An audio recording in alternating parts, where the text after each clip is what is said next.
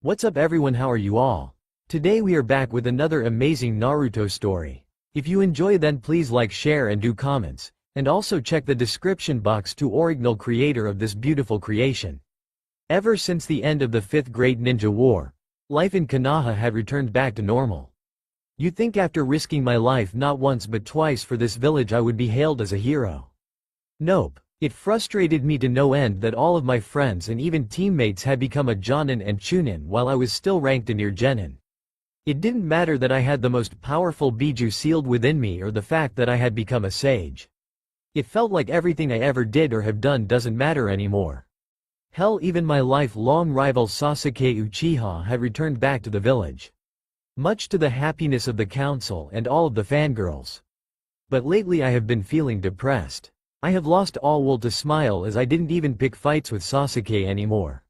Knowing that it was a complete waste of time, I still kind of wore the fake smile around people.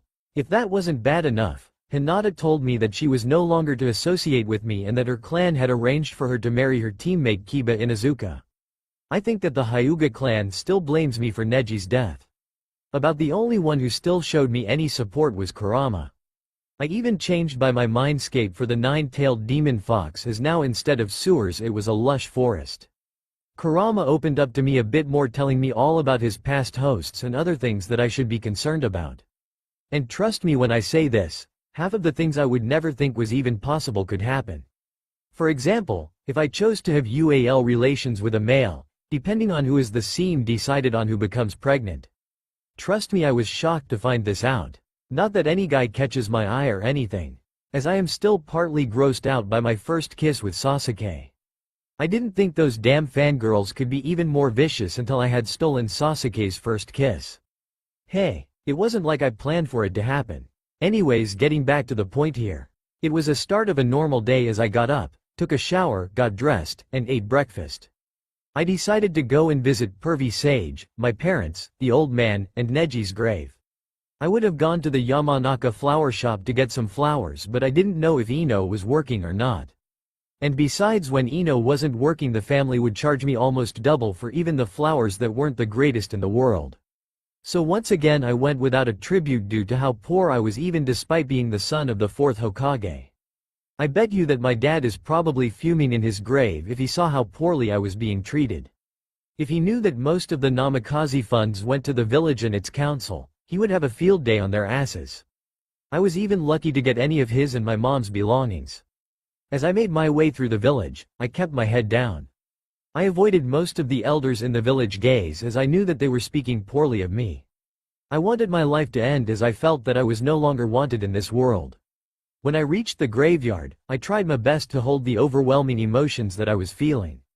By the time I had reached my dad's grave, I had broken down in tears. Even though we barely gotten a chance to talk during the war, I knew that his resurrected body wouldn't hold out forever. I never truly got a chance to talk to him, to find out if he was proud of me, if he regretted having to seal Kurama within me and for us to be hated by the very village that he fought so hard to protect. But I knew that he and my mom were in a better place. Even before I knew that I was the son of the 4th Hokage, I wanted to be a Hokage. To have people acknowledge me and respect me. I only had a small handful of people who did that. Pull yourself together, kid. I doubt that your father would want to see you like this. You're the son of the 2 of the strongest people in all of the Leaf. If you feel this village has shut you away, then why don't we leave? Kurama asked me mentally. I wiped away my tears as I was kind of shocked by his suggestion. Just think about it, alright? Kurama stated before I noticed that I wasn't alone. Kakashi-sensei had come to pay his respects as well. I thought that I would find you here. We have been summoned for a mission, stated Kakashi. I just looked at my teacher as I nodded my head as I followed him to the Hokage tower. Tsunade sat behind her desk as I forced myself to smile in her presence. I didn't want her to trouble herself with my own problems as she had the entire village to look after. Thank you for coming, Team 7. I looked at both Sakura and Sai as they both wore Jonin jackets as Sasuke wore his slashed headplate when I gave it back to him. I just bowed my head, keeping the fake smile plastered on my face as I tried to pay attention to why Tsunade would bring us here. Ever since Sasuke had come back, Sakura has been flirting even more with him than before. I had noticed that every time Sakura did this it caused Sai to roll his eyes. The former Anbu Root member had fallen in love with the pink-haired banshee, not that she would even notice. Sasuke was still the same emotionless emo prick that he always has been. I didn't even know what these damn fangirls see in him. The reason why I have called you all here is because I have an A-ranked mission for you to complete. We have received word of someone going around and collecting Kekujinkai eyes and siphoning off some of the Jinchuriki's chakra. Stated Tsunade bluntly. Lady Tsunade, is it really a good idea to have both Sasuke and Naruto on this mission? Considering that this person is after them both? Asked Sai. It is because of them that it may draw this person out. Answered Tsunade as she pulled out a map pointing to a spot on it. Here's where we have received word of his last known location. All of us looked at the map, memorizing the location. You are to find this man and to bring him back for interrogation. And if we can't, and something terrible was to happen? Asked Sakura. Then I give you full permission to kill him. But retrieve any data that this person may have. Answered Tsunade. All of us nodded our heads that we understood the mission. We then bowed to Tsunade before we turned to leave. As I was leaving I could hear Tsunade call out to Sasuke. Congratulations Sasuke. You are now of a Chunin rank. She stated. I felt my world come crashing down. The damn Teme got to be a Chunin before me. As I turned to leave I could see the two elders whom controlled the council waiting. Uzumaki, a minute if you will. Stated the man known as Homura Mitokado. The female that was next to him was Kaharu Utatane. I could hear Kurama's snarl through our mental path. I couldn't blame him as these two viewed us a weapon, nothing more. They were part of the reason why I was so damn poor. By now Sasuke had come out of Tsunade's office as he knew that I had heard about his promotion. That fake smile was still plastered across my face. Congrats on making Chunin Sasuke. I will see you guys at the gate. The council elders wished to speak to me for a moment. I stated. Sasuke just clicked his tongue as he bowed his head at the elders before leaving. We assume that you know about your upcoming mission. Stated Kaharu as I simply nodded my head yes. Good, that makes things much easier. During this mission you are to protect Sasuke Uchiha with your very life. He is the hero of the leaf as he has both the Sharingan and Rinnegan eyes. The council has also decided that he will become the next Hokage. Stated Homura. Almost instantly I felt my very world come crashing down all around me. And since I was only a genin, I had to comply with their demands no matter how much I didn't want to. 2.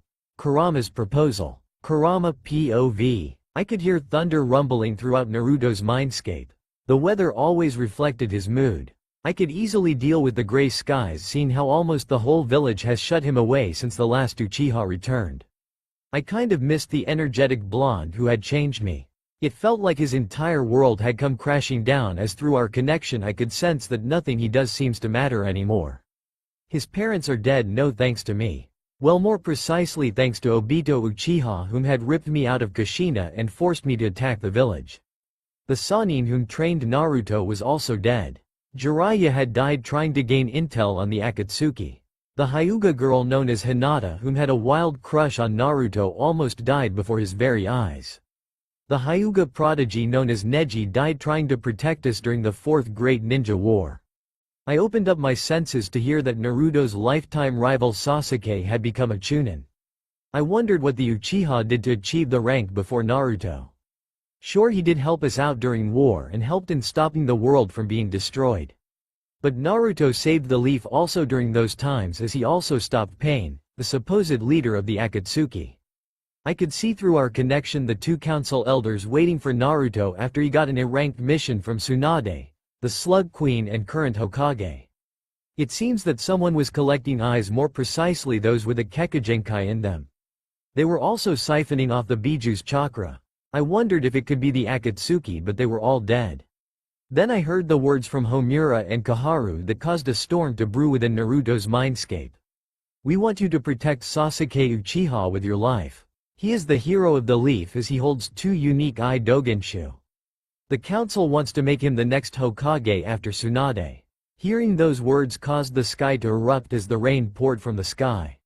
I was forced to take shelter in my den that I made since Naruto had altered his mindscape. They can't be fucking serious. I roared in my den while shaking myself dry. I felt for my kid as I wanted to take him in my arms and comfort him. This village has pretty much crushed all of his hopes and dreams. I looked down at my claws as I knew that in my present form, I couldn't do that. That is when a very wicked idea crossed my mind. I would try to achieve what no other Biju has ever done before. I was going to try to become or be able to transform into a human form. I felt that it was time for Naruto to leave this place as no one was ever going to truly accept him. Sure, there was only a small handful that didn't treat my host like he was dirt. But there were still a lot of them who did. This village will never change despite the Fourth's claim to have faith in people. Certain the village did rebuild after the war, but the people didn't, as most of them remained the same. If Naruto remained within this village, I could feel that he would become even more miserable and depressed. Out of all of my hosts, I felt that Naruto deserved better. I could hear Naruto grumbling through our mental path as he stormed off to his rundown apartment to pack for his mission. "Hey kid," I yelled out through our connection. "I trust that you heard all of that?" he asked. God, he sounded so weak and heartbroken. All of his hopes and dreams have been forever crushed right before his eyes. "Yeah, I heard. Naruto, after this mission is over, we should leave this village. I understand your reasons for wanting to stay, but it's never going to get any better. I don't care if this village will see you as a rogue. But I would rather you be a rogue ninja than to continue being miserable here. I miss seeing the young energetic blonde that wanted to change how the world saw him. Who wanted to be the Hokage, the hero of the Leaf Village. The same blonde whom changed not only me but also touched the hearts of the other Biju whom feared of being a sacrifice. I miss seeing your smile more than anything else," I told him honestly. I could feel the weather slightly change as rain began to taper off. My words seemed to touch him as he knew that everything I had spoken was true. "Hey Kurama." "Yes Kit? Thanks for always being there for me when I need someone," Naruto replied. "No problem Kit," I stated before I felt Naruto cut our connection. I sighed to myself softly before I began to run through all of the jutsus that I have seen over my many years. I was going to learn to change my form to that of a human being. Never before had I felt such a strong need to protect my host. But Naruto was special. He was a direct ancestor to the very man whom had created me. The great sage of the sixth paths, Hagoromo Otsutsuki. Naruto was also the one who made contact with me when he was younger. The punk had a lot of gusto to stand up to me. There were times that he would either demand my chakra or I would give it to him to help him out. At times he seemed to pull my powers and make it his own without my knowledge. I don't know what it was about Naruto that made me so protective over him, as I often came to view him like he was my own cub. I guess in some ways that Naruto had touched me much like my master Hagoromo did when he was alive. This time I would do everything within my powers to have Naruto smile again. To see his hopes and dreams come true. But first thing I had to do was to acquire a human form. I set out to work quickly, hoping that I would be able to show Naruto my human form when the time was right. Ever since I had returned back to the Leaf Village, many of the people treated me like I had never left. The one person who had changed the most was Naruto. He wasn't the same scrawny-looking dweeb that I once knew. He no longer fought with me, as he was to be my guard temporarily to see if I would still act upon my vengeance to destroy the leaf. But I realize now how wrong it was for me to leave to the village in order to kill my older brother Itachi. I had no idea the truth about what the third made him do because of my clan's desire to rule the leaf. I now understood why Itachi spared me. It was so that I could make new strives and rebuild the Uchiha clan. God, how stupid was I to go with Orochimaru to gain power? This way I could kill my brother. Even though Itachi was listed as a rogue, his status was wiped clean, as I was allowed to bury his remains with those of my clan. After getting our current mission and being promoted to the rank of Chunin, I couldn't help but to feel sorry for Naruto. After all of his hard work and involvement during the war, he was still a genin. I felt like that I didn't deserve to be a Chunin, not if it meant that Naruto was left behind. It took me a while to realize just how much the blonde knucklehead ninja meant to me. Sure, I have tried to kill him twice, but each time I couldn't find it in my heart to deliver the final blow. It wasn't until my time with Orochimaru that I tried to piece together why it was that Naruto caused my heart to flutter. It was because I was in love with him. Naruto was the one person in my life whom I had any real sort of bond with, a strong connection. Sure, there were the never-ending fangirls whom craved my attention.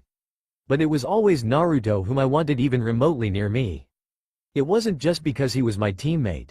It felt much stronger than that. I still haven't told Naruto how I felt about him. In some ways I was afraid that he wouldn't accept me if he learned how I truly felt about him. Lately I have noticed that Naruto was no longer his bright and cheerful self. He always wore that same cheerful smiling mask when he was around others. But when he thought that he was alone, it came off. It was almost like he was depressed. I became concerned as I wanted to find out why Naruto had lost his ray of sunshine. But I would have to wait until we have completed this mission. It was the first mission completed by Team 7 since my return, as Sai still remained a part of this team. As I walked towards the gate I could feel Sakura literally latch herself onto my arm. No matter how many times I told her no and that I am not interested in her in that way, she always insists on clinging on me. I feel sorry for poor Sai, whom has fallen in love with Sakura. But she is about one of the many fangirls whom refuses to give up on being the future Mrs. Uchiha. I wonder how they would react if they found out that I am kind of attracted to the same. Guess I would have to wait to find out. Sai, Naruto, and Kakashi were already there waiting for us. Kakashi was speaking to Naruto as he just nodded his head. No doubt Kakashi was going over some last-minute details with Naruto. All right, Team 7, let's set out, as we should make it to the place that Tsunade showed us on the map within 2 days at top speed, even with us camping out one of those days. Stated Kakashi. Once everyone understood, we set out. Sakura still stayed close by me as she tried desperately to flirt with me. I just clicked my tongue and ignored whatever she was saying. I was more determined to figure out what was wrong with my Naruto. After about 5 hours of traveling, I had about enough of Sakura that I could withstand. Kasashi-sensei, can we break for a bit? I asked. I needed an excuse to get away from Sakura. Kakashi stopped as he looked at the team. He clearly saw the reason why I had asked to stop. Alright team, let's break for lunch, he stated as he took out his usual porn book from his pocket. Sasuke, share lunch with me, cried out Sakura. Sorry Sakura, I have to take care of other business, I stated. She seemed to catch my drift as she blushed deeply. Okay, she stated. I noticed that Naruto had set out away from everyone, but he was still relatively close to the group. His mask had came off during our travels as he ate alone. He wasn't eating his usual ramen noodles.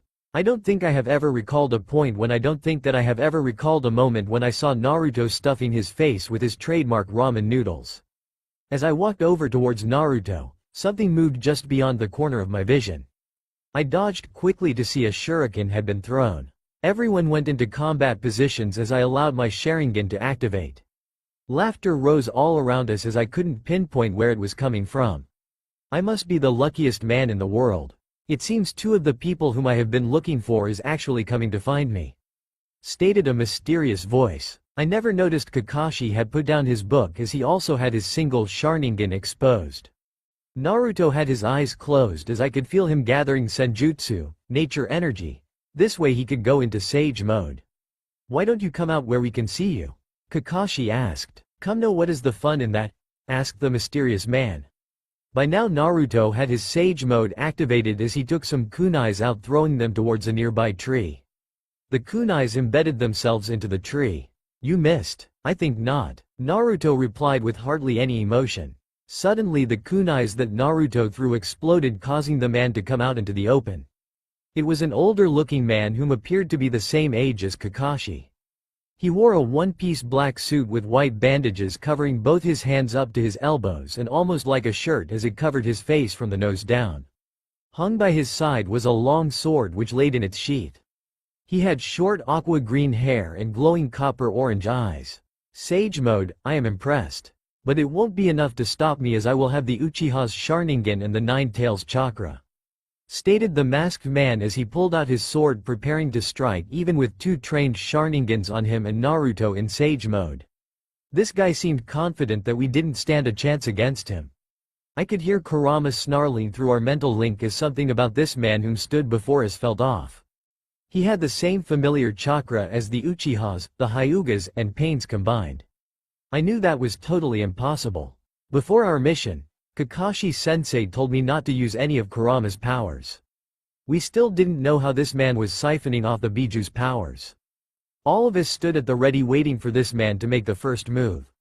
Definitely be careful, Kit. I can already sense that he has some of the Biju's chakra in him. But we don't know if he has the skills to use it. Kurama told me mentally. The bandaged masked man seemed really relaxed, as if he knew something that we didn't. I could see his orange copper eyes glowing as a combination of the Sharingan, Rinnegan, and Byakugan formed in his eyes as they turned, changing to a golden yellow color. Wait, why does he need the eyes when he already possesses all three? I asked myself. Because they are a pale imitation of the real things. Kurama answered. I could notice the group tense up when he revealed all three eye Kekkeigenkai. Don't be fooled, they aren't the real thing. I shouted out. The masked man clapped his hands together. Congratulations, you can clearly see through my facade, but it is a little too late. Exclaimed the masked man as clones appeared out of nowhere. But these were no ordinary clones but rather shadow clones. Two can play at this game. I thought to myself as I held up my fingers into a cross shape. Multi-shadow clone, I stated, producing at least 50 clones compared to his 25. Keep them busy while I snap them out of the jutsu that has them paralyzed. I commanded the clones. Got it, boss, hissed one of my clones as all of my clones moved to attack the masked man. Jiraiya's words on how to break a genjutsu echoed through my head as I could feel some of Kurama's chakra pouring into me. Don't get the wrong idea, Naruto. Your chakra alone won't be able to snap them out of a Tsukuyomi even if it is a pale imitation. Kurama growled. By the way, you may want to produce more clones.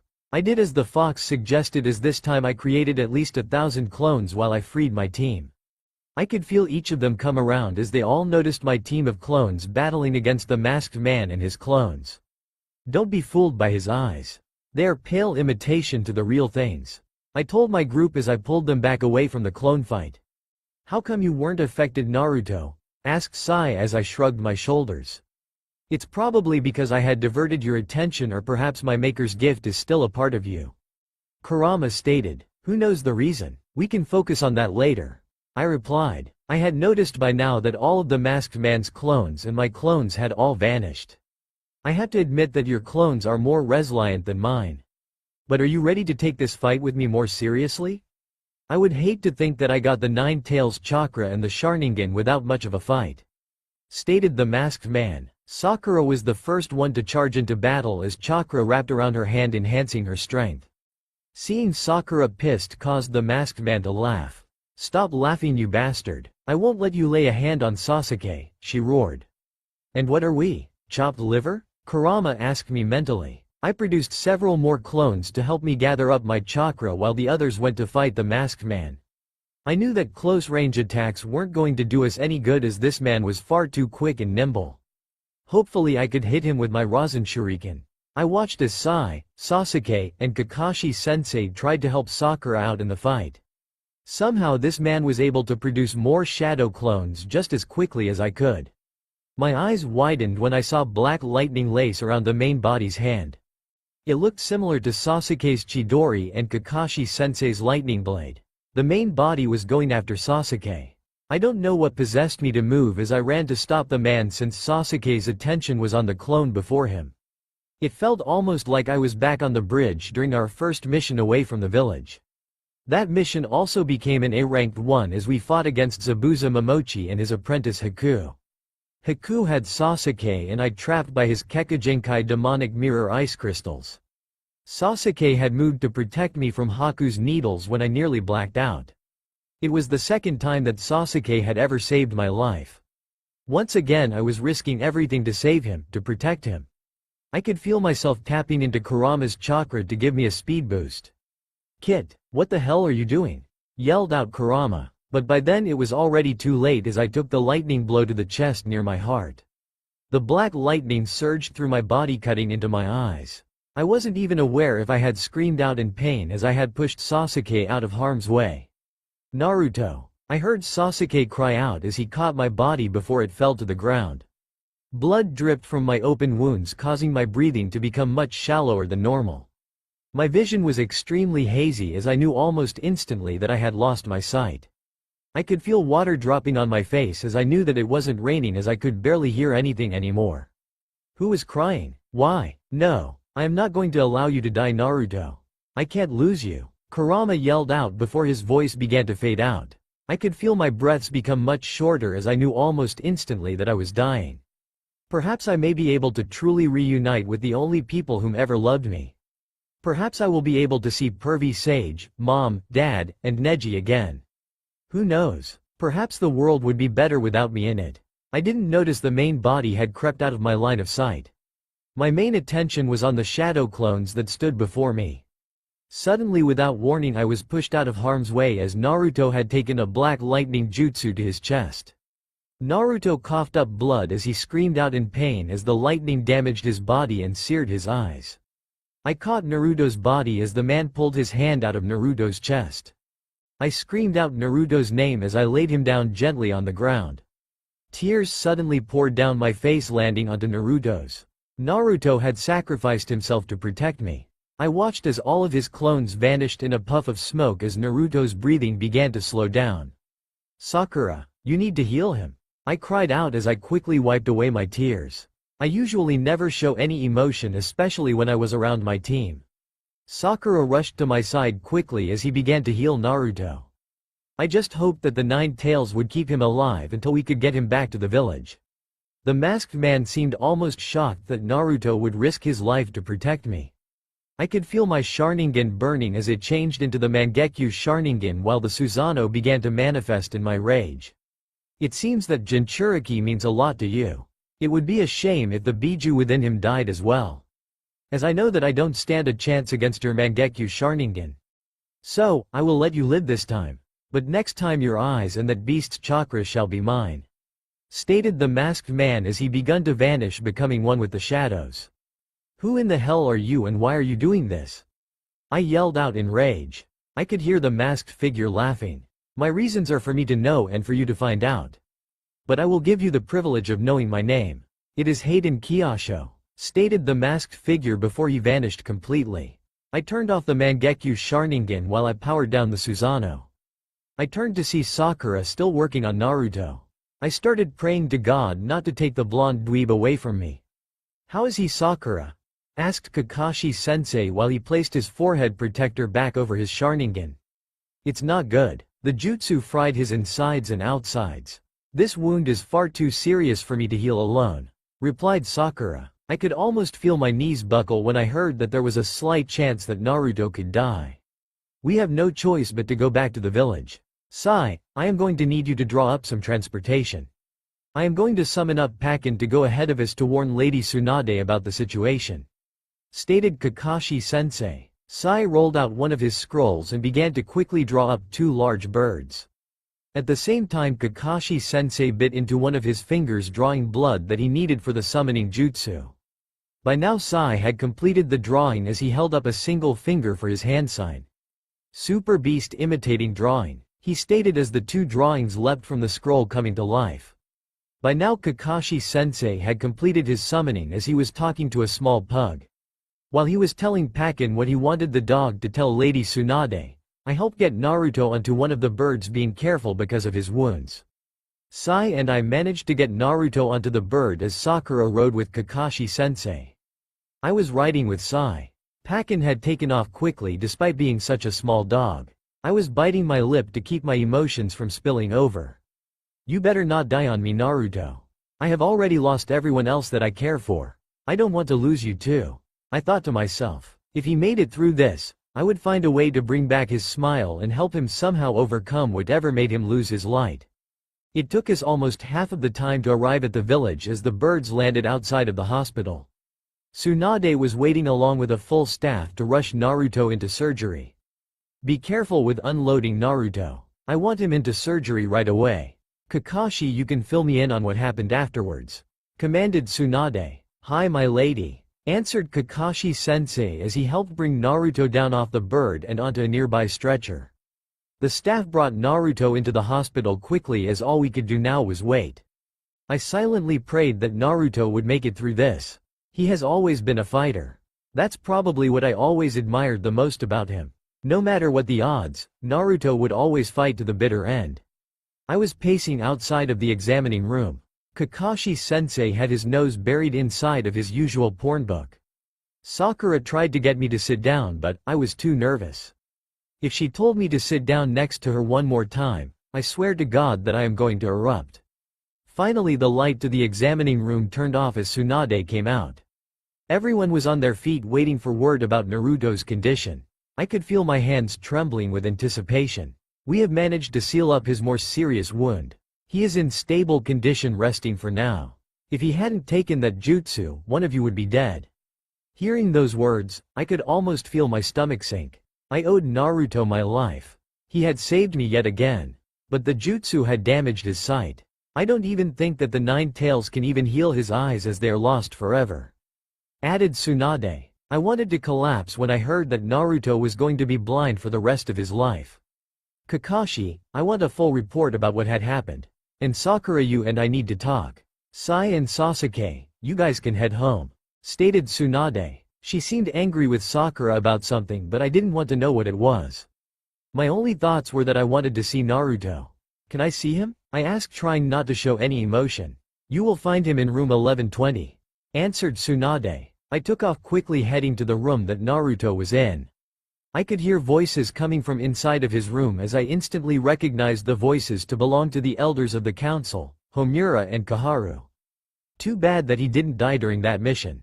Spat Koharu. I kind of wish he did. This way he would have taken the 9 tails with him. The only thing that he did right was protect the last Uchiha. I almost wanted to go into the room and rip them apart with how poorly they thought of Naruto. I was also shocked to hear what they had to say. Was Naruto under orders to protect me? Maybe perhaps his blindness can be a blessing. We still have the village's most powerful weapon at our disposal. They laughed as I could hear them leaving the room. I quickly used the jutsu that I saw the masked man perform, hiding in the shadows while I watched both Homura and Koharu leave. I came out of the shadows once they were gone as I entered the room that Naruto was in to find him lying in the bed. He was wrapped up like a mummy, as the only part of his face that was exposed was from the nose down to his chin. I could remember the spiteful words spoken by Homura and Koharu. I also remembered the words that Tsunade spoke. I felt confused and conflicted. Did Naruto spare me out of sense of obligation? No, it felt more than that, as I remembered back to our very first ranked mission where I had protected Naruto.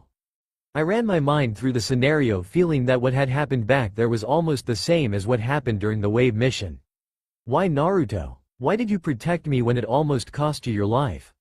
You damn idiot. You better get well soon, as I don't want to lose you. I care for you too much to want you to risk your life for me, even if it means that I lose you. I stated softly as I leaned over Naruto, placing a soft kiss onto his cheek. I love you, Naruto Uzumaki. You better get well soon, this way I can tell you personally. I stated as I left Naruto's room, wiping away the tears that started to fall. First I had to tell Tsunade about what I had heard the 2 elders say. I know that she wasn't going to be happy with this news. If I wasn't so weak and spent most of my charka keeping Naruto alive, I would rip past the seal to rip into Sakura. How dare she do such a lousy job of healing my host?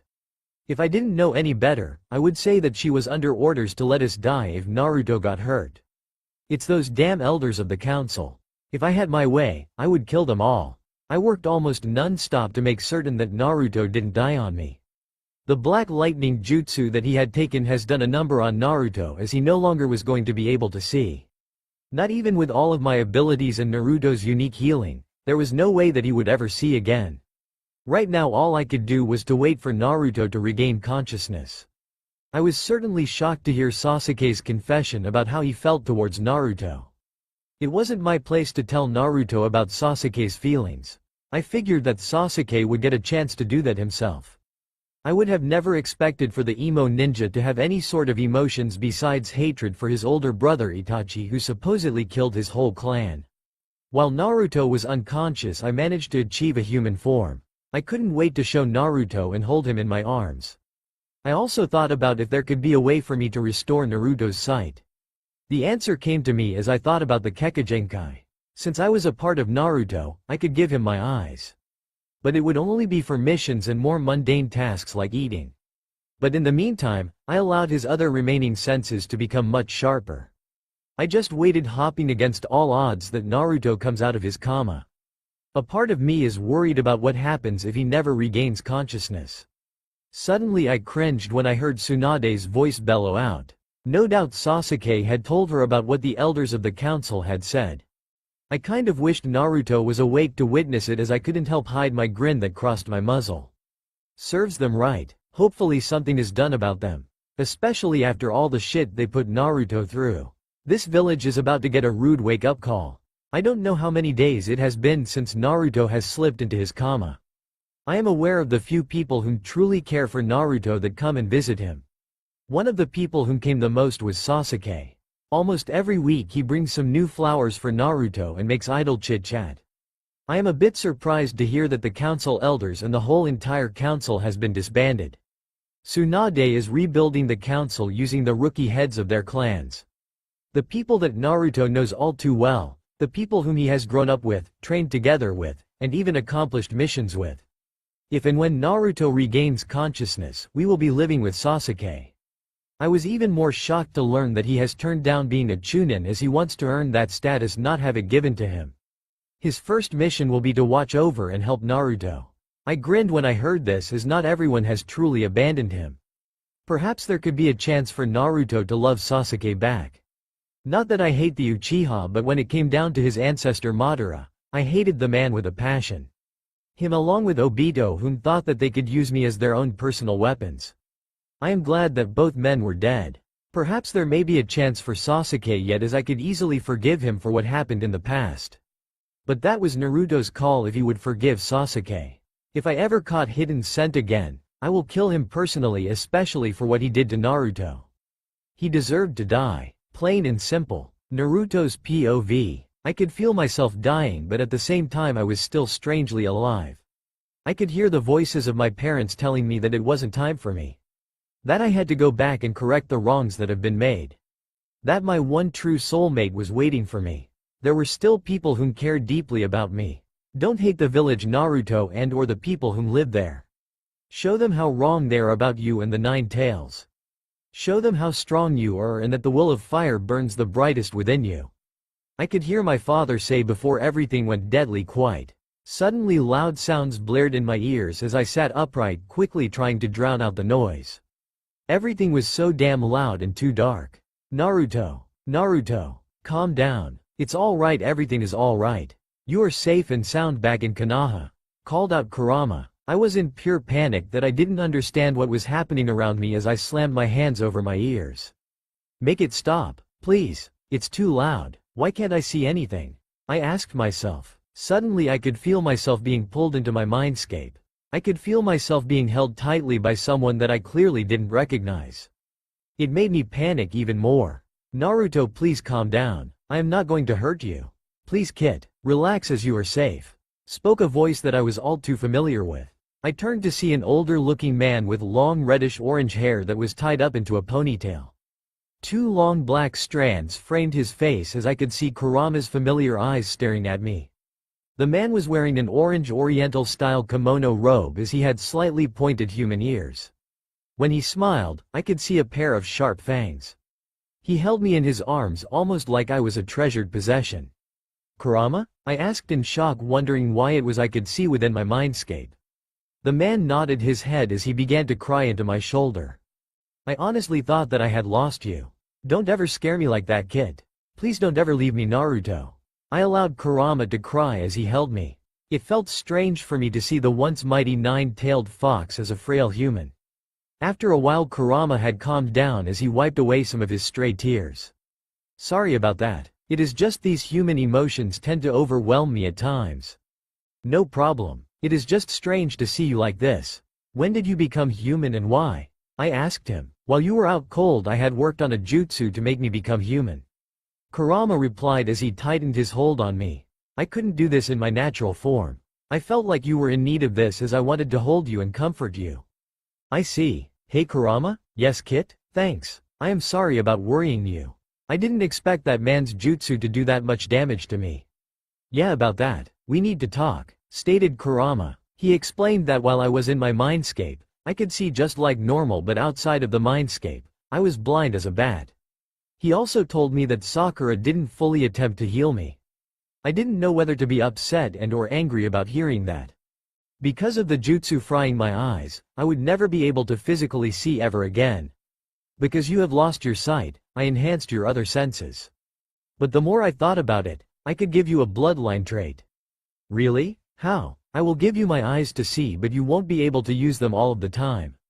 My vision will be much sharper than what you are used to. If I were you, I would keep your eyes a secret. Kurama, would it be alright if I only tell a few people? Kurama scratched his chin deep in thought. Your Hokage and your two senseis. Kurama replied before shape-shifting back into his true fox form. You better go, Naruto. You have a visitor. Thanks, Kurama, I replied before leaving my mindscape. When I came back around, everything was still pitch black as Kurama helped lower my hearing to make it a dull roar. The smell of older herbs and medicine drifted up my nose. I lowered my hands from my ears as I turned my head slightly. Who's there? I asked out loud. How are you feeling, Naruto? Asked a voice that I clearly recognized. Grandma? I asked as I heard Tsunade chuckle out loud. Who else would it be? She asked as I could hear her come close to the bed that I was on. I could feel her hands ruffle up my blonde locks. The smell of herbs and medicine was coming from her. You all had us worried for a bit. A slight frown crossed my face. Well, probably not everyone. How long have I been out? Almost 3 weeks. So much has happened since you have been unconscious. I would have looked at her in confusion, but since I couldn't see, I had to ask her what she meant. Tsunade told me that she had to discipline Sakura for not healing me properly when she learned what the elders of the council told me and Sakura to do. They told Sakura that if I got wounded to make sure not to fully treat my wounds. In other words, let me die. Sasuke had told Tsunade about what the 2 elders of the council said when they came to visit me. Tsunade was very upset to learn that the council would be so underhanded as to direct 2 of their ninjas in such a way. A new scent caught my attention as I could smell fire and ash coming from this person whom had entered my room. A stunned gasp came from that person. Naruto? Asked the voice as it belonged to no other than Sasuke. Ah, just in time, Sasuke. I was just about to tell Naruto that he will be living with you from now on. What? I yelled out in shock. I could hear Kurama laughing through our mental link. You knew, you damn fox. I yelled at him. Hey, I wasn't the one who took a deadly jutsu to the chest, losing my sight. Kurama yelled at me as I knew that he had a point. I was literally blind as a bat until Kurama gives me his eyes to see. I let out a long sigh as I knew that I had no choice in the matter. I will leave you 2 to talk. I will check up on you later, Naruto. Stated Tsunade as she kissed me on the cheek before leaving.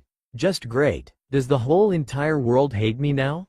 I have to live with my all-time rival and emo ninja. I sighed to myself as I could hear Sasuke shuffling about the room. Hey Kurama, can you give me your eyes for a second? I want to see what he is doing. I could feel a sharp sting as I opened up my newfound eyes, which was still hidden by the bandages that I was wearing, as I was able to see like the bandages weren't there. Sasuke was rearranging some of the flowers. I wonder where all of these flowers came from. What I noticed the most was how attractive Sasuke was. He was no longer wearing the outfit from when he was with Orochimaru, but a brand new outfit. It was a white high-collar shirt with the Uchiha symbol on the back. He wore a pair of black Enbu-style pants along with his usual headplate and ninja shoes. I could feel myself blushing at the sight that it felt like my heart was literally beating a mile a minute in my chest. I could hear Naruto cough lightly, grabbing my attention. I turned to the blonde to see him twiddling his thumbs.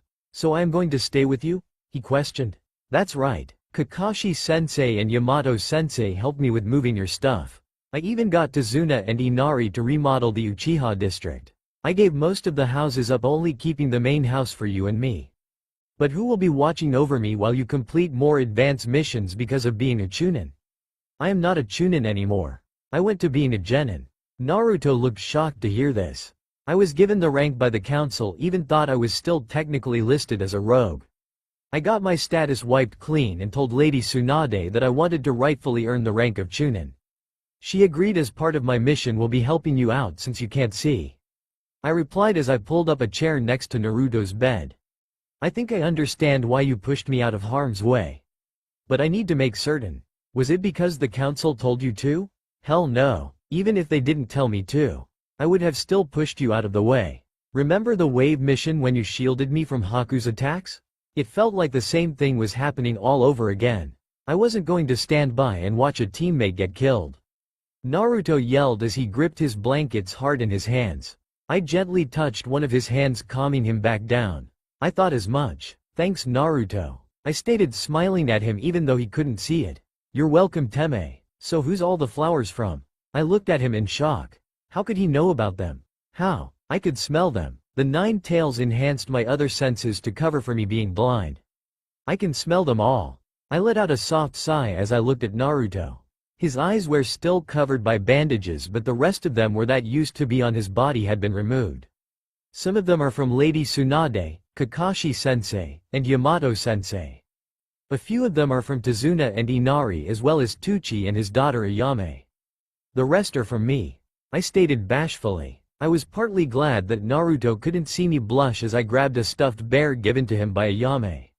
I noticed that the bandages around his eyes were coming loose. Here, let me take off you bandages since they're coming loose, dweeb. I stated, handing him the stuffed animal. His hands ran over the object, feeling it before he placed his head on top of the bear's head. I almost got a nosebleed from seeing him like that. God damn it, why did I have to fall in love with him of all people? I asked myself, as sometimes Naruto was too cute for words. He looked so fragile and vulnerable. I carefully sat on his bed, reaching over to undo the bandages. They unraveled, revealing Naruto's blue eyes, but now they were dull and glassy. Tears began to stream down from his sightless eyes. I began to gently wipe them away as it broke my heart to see Naruto cry. Hey Sasuke. Yeah? Thanks. He replied, staring almost at me. You're welcome, Naruto. Naruto's POV. After a while, Sasuke had left to get me some clothes as I should be released soon. I let out a soft sigh that I have been holding since Sasuke came into the room. You know, he has visited you almost every day. The ones that he had mentioned occasionally came by, but Sasuke came almost all the time. Kurama stated through our mind link. I was still a bit speechless seeing Sasuke smile and blush. I never knew he had it in him. I have seen him smile genuinely a couple of times, but usually his face was an emotionless mask. I wonder what changed him. Hey Kit, did you hear me? Huh, what? I asked, earning a grumpy growl from Kurama. Sorry Q, I heard you. It is just so strange to see that side to Sasuke. I replied as I could smell Tsunade's scent enter the room as I turned my head towards her presence. Grandma, could you shut the door for a minute or two? There is something important that I need to show you and tell you. I could hear the door close shut as Tsunade approached the bed. Is there something wrong, Naruto? She asked as I could feel her chakra going over me to make certain that no wounds remained. It is about my eyes. The 9 tails told me that I will be permanently blind, but there is a way for me to still see. Kurama is going to give me his eyes to see, but it will only be for things like missions. I could hear Tsunade's stunned gasp. I knew how everyone felt about Kurama, as they thought that he was a mindless and emotionless beast. But they haven't come to know him like I have. At first we had this hate and hate relationship, but now we have a more common relationship, almost like we are friends. The Kyuubi would do that for you? Tsunade asked in shock. I could hear Kurama snarl through our mental link. Calm down, Kurama. I don't think they realize that you are far different from what they know. I will set the record straight. I told him mentally. Thanks Kit. I told Tsunade about what truly happened 16 years ago on the night I was born. None of it was Kurama's fault. He was ripped out of my mom after she had given birth to me, as Obito threatened to kill me if my dad didn't step away from my mom. According to Kurama, Obito managed to hip him out of my mom, who tried to keep him bound despite the seal being weakened because of my birth. Once free of his former host body, my mom was dying much in the same way that happened to Gaara when Shukaku was ripped from him. Obito took control of Kurama using the Sharingan. Naruto, with him giving you his eyes to see, is there still a chance that a Sharingan could control you in him? Not certain. I don't think Sasuke would do that to us. But if he wanted to, he could.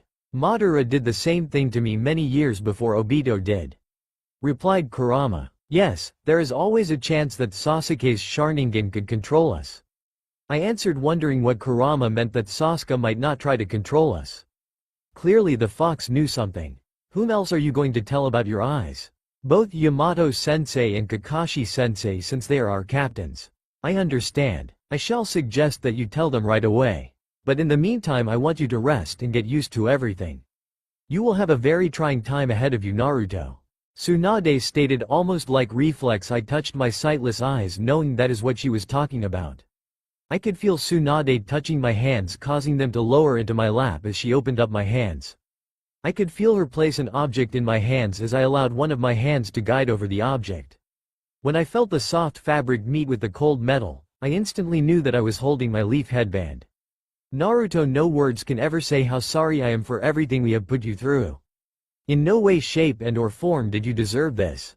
But I promise you as Hokage I will make certain that no one ever speaks ill of you ever again or treats you poorly. You are the hero of this village, as it is about time that the people here treated you as such.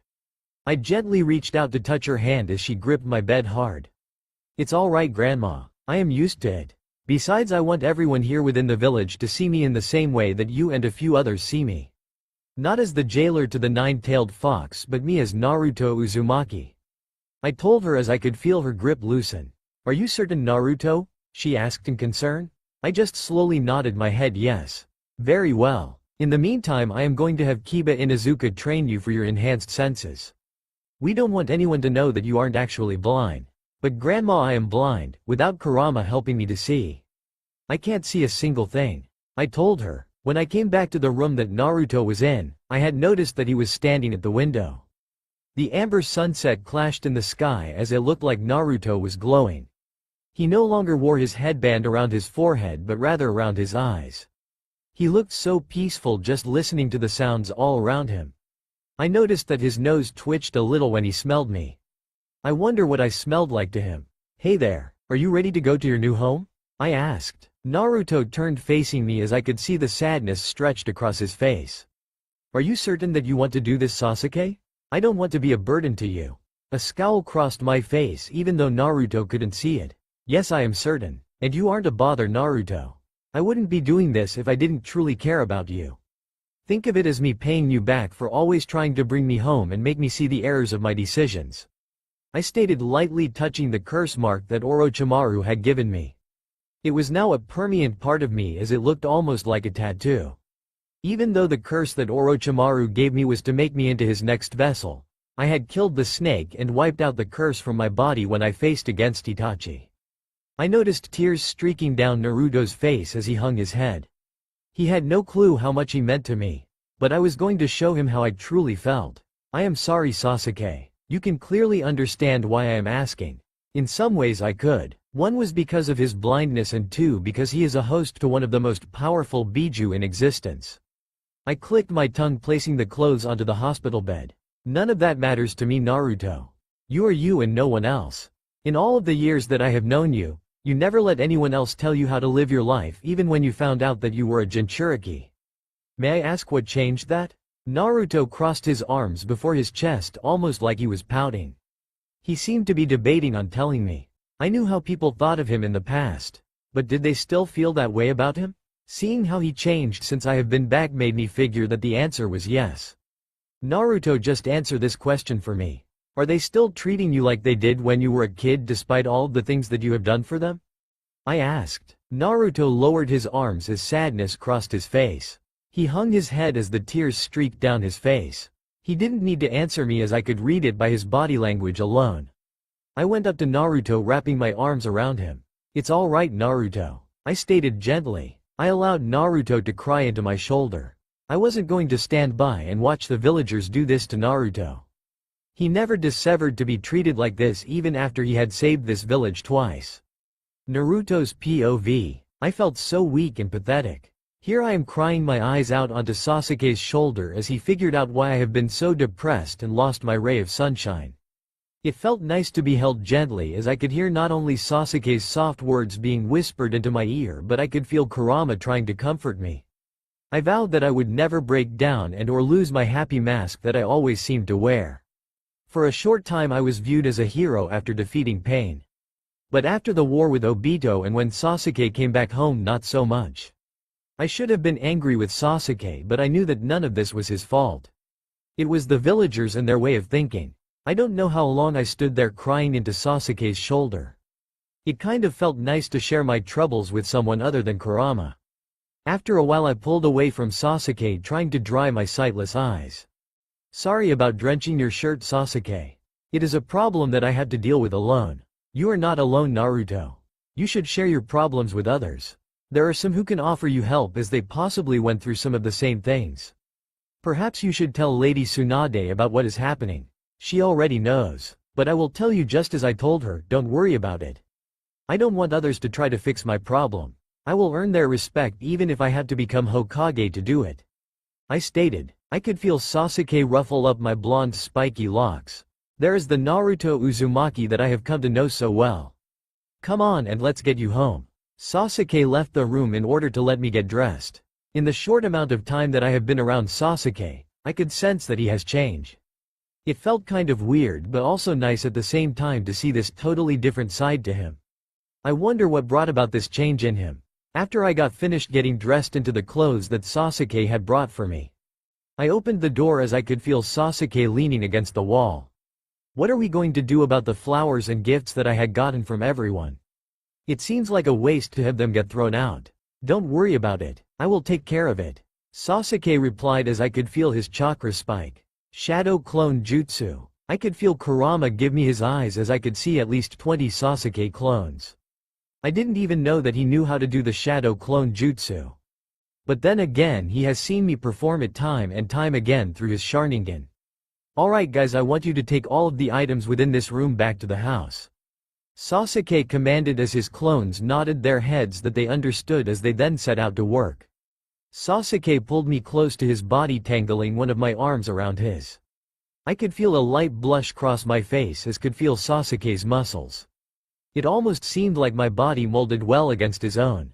Stay close and don't let go. You are going to have to memorize this route just in case. Okay, I replied with a stutter. I could hear Kurama laughing through our mental link. I don't think I have ever seen you this flustered before, Naruto. Can it be that you are developing feelings for this new version of Sasuke? I could feel my face become red hot. I couldn't answer the fox as something about this new version of Sasuke attracted me in ways that no other has ever made me feel. Great, I feel like one of Sasuke's fangirls. I thought to myself as we left the hospital. I could feel Kurama retract his eyes as I followed Sasuke's lead. As we roamed through the village, I could feel everyone's hate-filled eyes fall upon me as they spoke about me. I could feel my entire body tense up. I think Sasuke had noticed as I could hear him click his tongue loudly as he brought me closer to his body. I could hear Kurama growling low and deep through me. If they want a demon so badly, I will be glad to accommodate them. Please don't, Kurama, I replied as I could feel Kurama calm down. I knew that the Nine Tails was very protective over me ever since I had earned his trust. Don't let their words get you down, Naruto. You are far stronger than any of these idiots. Sasuke hissed. Sasuke's POV. I didn't like how the villagers looked at Naruto. Whom are they to judge someone? I find it ironic that they welcomed me back with open arms while they treated Naruto like trash. I made a solemn vow to have the way that the villagers treated Naruto change. I was going to bring back his sunshine. I felt sorry for whomever was going to be stupid enough to stand in my way. Your room is right next to mine just in case. I had to place up handrails throughout the house in order to guide you through the house. But I will guide you through this way, you know where everything is. I told Naruto as he just slowly nodded his head as we approached the gate that surrounded the house. It had both the Uchiha symbol and the Uzumaki swirl side by side. Welcome home, Naruto, I stated, leading him inside. It has been several days since I have been released from the hospital. It was hard at first to get used to the thought of being blind. That and waking up in a place that isn't familiar to me. But almost every day was a new discovery as I was slowly getting used to not being able to see. Another thing that changed the most was my diet. I knew that eating ramen all the time isn't healthy, but with how much I am charged for food, it is about the only thing that I could afford. I also noticed that I needed new clothes, but that will practically cost me an arm and leg even for the Kill Me Now orange. Today I was going to start my training with Kiba. As much as I would like to always use Kurama's eyes for everything, I couldn't afford to. I was afraid of what people would say if they saw me with demonic eyes. I had enough troubles with the villagers as it is. I slowly got up and dressed into a set of clothes. Words couldn't express how grateful I am towards Sasuke. Not only did he offer to help me by me moving in with him, but he also got back some of the items left to me by my parents. I slowly made my way towards the kitchen as I could smell Sasuke cooking breakfast. Good morning, Sasuke, I stated when I entered the room. Another thing that changed is that Sasuke doesn't call me names anymore. Out of respect, I have done the same. It is nice to have a civil conversation with Sasuke instead of jumping down each other's throats or Sasuke only grunting. "Good morning, Naruto. Sleep well?" he asked as he helped guided me to the table. I felt for my chair before sitting down as I could smell eggs and bacon on a plate set before me. I then reached for my fork. Since I was blind, I could use chopsticks to eat, so we had a blacksmith make a small pitchfork that could be used with one hand. I didn't want someone to feed me as I had needed some independence. I took off the headband when I wasn't walking around the village and or missions, so I couldn't use Kurama's eyes around people who didn't know that by using the Biju's eyes, I could see. "After your training session, we should go shopping to get you some new clothes," stated Sasuke. A frown crossed my face. "I won't have enough money to afford it. Especially with how much they charge me," I stated in a low voice. Apparently Sasuke had heard me as his hands slammed down onto the table. This caused me to jump as Sasuke cursed out loud. "Enough is enough. When is it all going to end?" Sasuke growled angrily. I thought that he was talking about me, so I rose from my seat. "Thanks for everything, Sasuke. I will be leaving now," I stated as I turned to leave.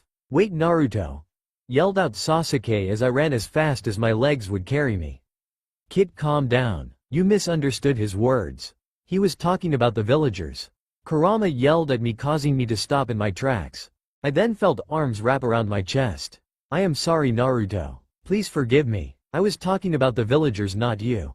Please come back to the table and eat. We will talk," Sasuke stated. I was an emotional mess. I didn't know if it was because Kurama enhanced everything that caused my emotions to be this screwed up. "Please, Naruto, hear him out.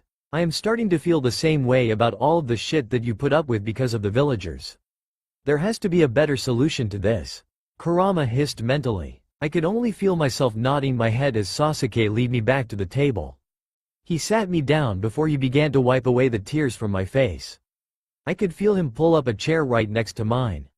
"Naruto, tell me honestly, is that the only reason why you always eat ramen and wear Kill Me Now orange?"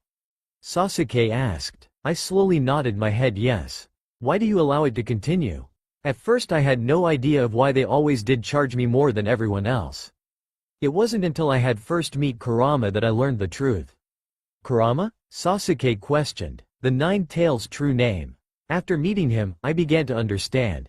But I didn't want any trouble as I had no proof that the reasons they were charging me more was because they saw him and not me.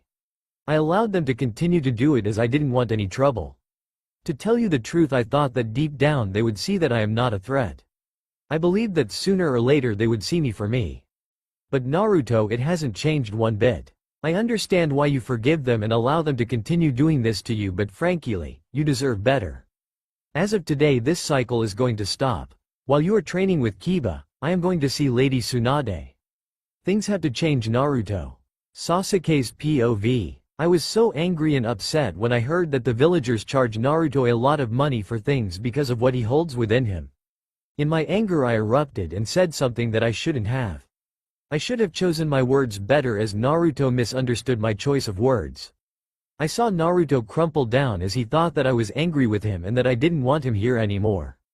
It broke my heart to see him so broken. As he turned to leave, I chased after him. How could I have been so stupid to say something like that? I should have worded my words carefully. I managed to catch him wrapping my arms around his chest. "Wait please, Naruto, you misunderstood me. I wasn't talking about you but rather the villagers. Please come back to the table where we can talk rationally." Naruto said nothing as he weakly nodded his head.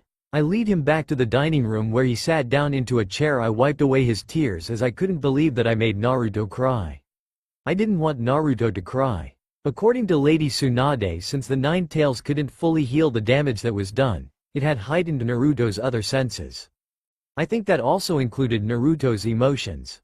I had learned that the villagers have been charging him double, sometimes triple for items. That's why he always wore the Kill Me Now orange gear and only ate ramen. The only time that he ever got to eat something other than ramen was when someone else was willing to pay. I learned that Naruto eats a lot only because of his high metabolism, as he easily burns through what he eats. This is why he eats so much, as I discovered the hard way.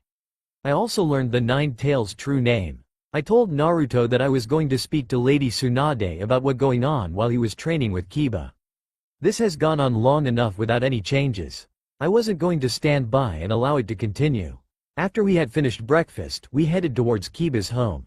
I just glared at anyone who gave Naruto a nasty look.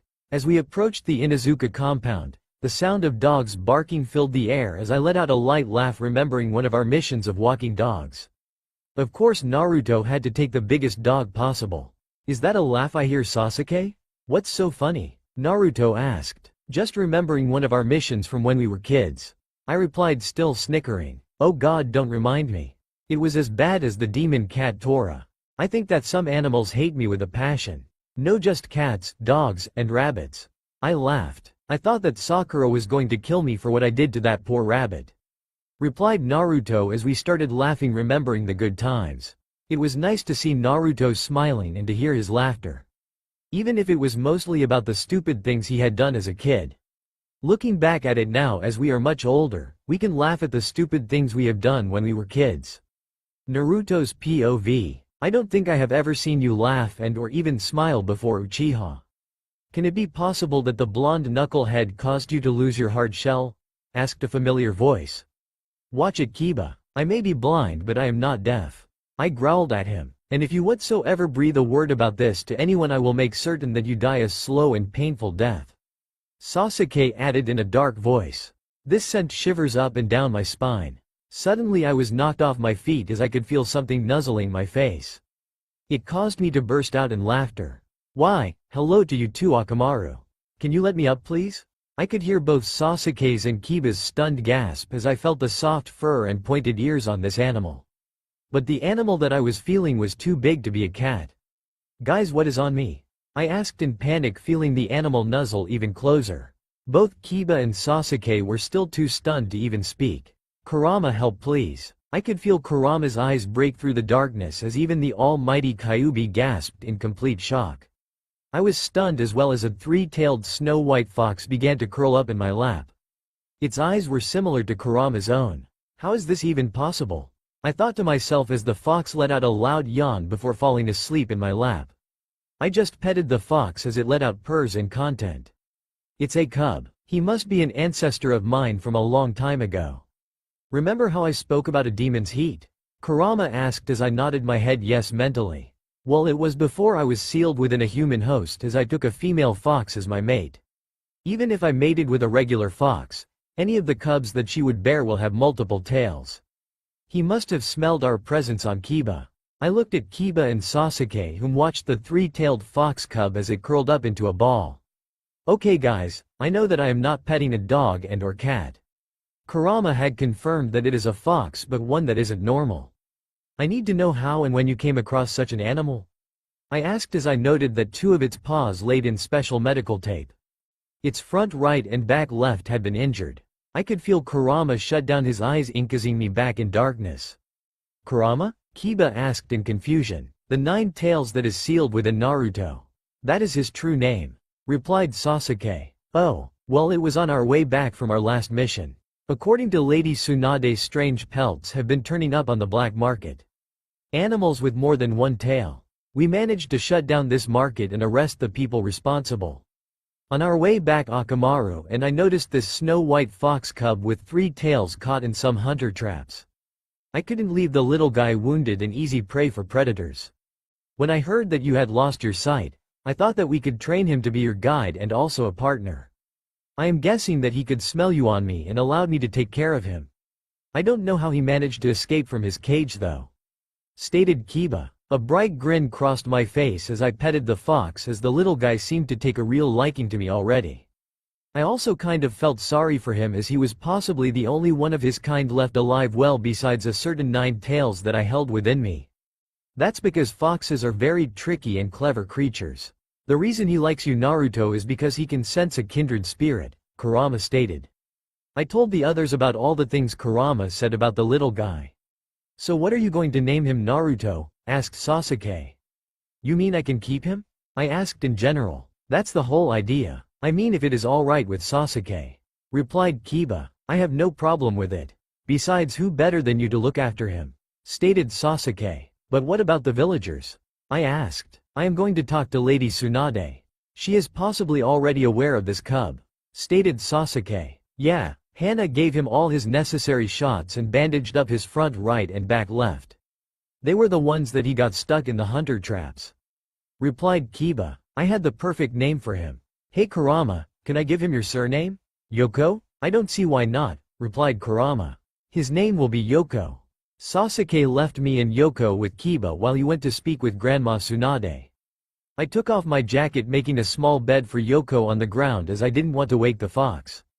It looked like he needed some sleep after everything that he has been through. I rose to my feet as Kiba helped me to a nearby bench. I guess I will be working on my senses first. I was told by Lady Tsunade that all of your senses are heightened. They are probably a lot sharper than even a dog's, which means you will be able to pick up on even the faintest noise that only animals can hear. Stated Kiba before a loud piercing whistle echoed through my ears. As the whistle screamed, I could hear every dog within the village howling. Even Kurama and Yoko whined at the noise. Kiba, make it stop, I yelled out, clamping my hands over my ears. Suddenly the noise stopped. What the hell, Kiba? I growled at him angrily. Case in point, dog whistle, stated Kiba. I could feel and hear both Kurama and Yoko growling at Kiba as the nine tails unleashed a mass amount of killer intent through me. Don't ever do that again. Kurama snarled through me. I could hear Kiba and Akamaru whimper in fear before Kurama pulled back. Was that truly necessary? I yelled at him. If you think those dogs could talk, they would find it entertaining to hear that loud-ass whistle ringing through their ears? Kurama asked. Probably not, but he did kind of have a point. I replied. I could hear Kurama bark something, but it wasn't directed at me but rather at Yoko, as I could feel the smaller fox began to calm down and go back to laying down. Why do I have a feeling that I am way over my head?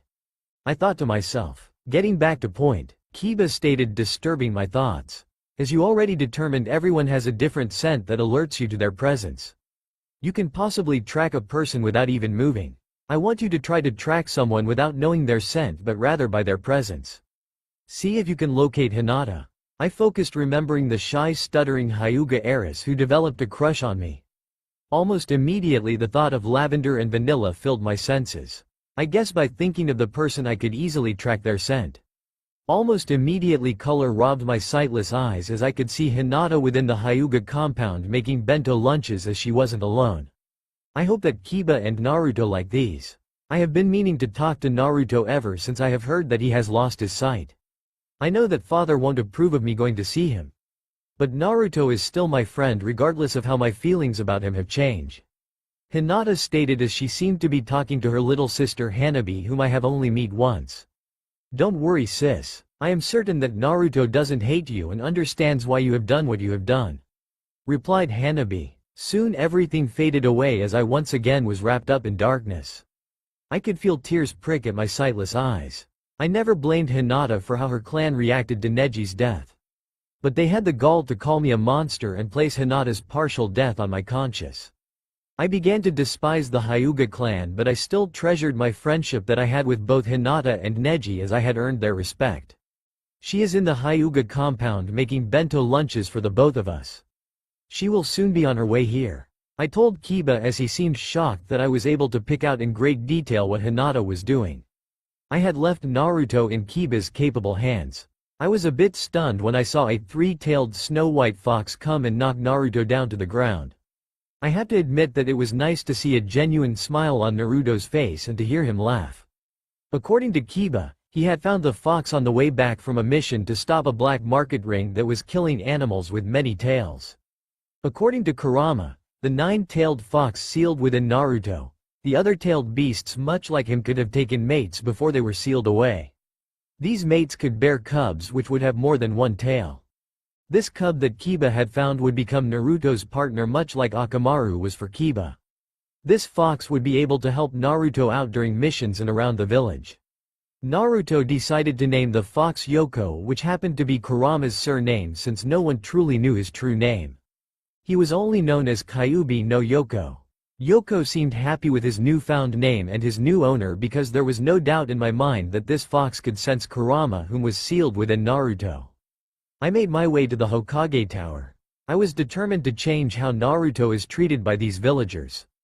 Naruto never deserved to be treated like this, as he never asked to have Kurama sealed within him. He never asked to be viewed as a monster, not to know the love of a family and or parents. All Naruto ever wanted was for people to see him as a person. I have to admit that how I treated him in the past was unforgivable, but I was willing to make it up to him. By whatever means necessary. I made my way up to Lady Tsunade's office, knocking on the door before I heard a voice telling me to enter. I entered the office to find Tsunade going over paperwork with her assistant Shizune, whom was holding Tsunade's pet pig Tun Tun. "Ah, Sasuke, how are things with Naruto?" Tsunade asked. "Things could be better," I stated pretty bluntly, causing Tsunade to raise her eyebrows in question. "Naruto isn't the problem, but rather the villagers. I have learned through Naruto that the villagers charge him double and sometimes triple for items. It is done all because of what he has sealed within him. It resulted in his poor and non-existent diet, wearing the Kill Me Now orange gear, and his rundown apartment that was in a bad section of town." I told her. I could see her fists tighten up at my words. I could easily tell that she was pissed. "Why didn't Naruto tell either me or Sarutobi about this problem?" asked Tsunade in a low growl. "You know how Naruto is. He wants to resolve the problem himself.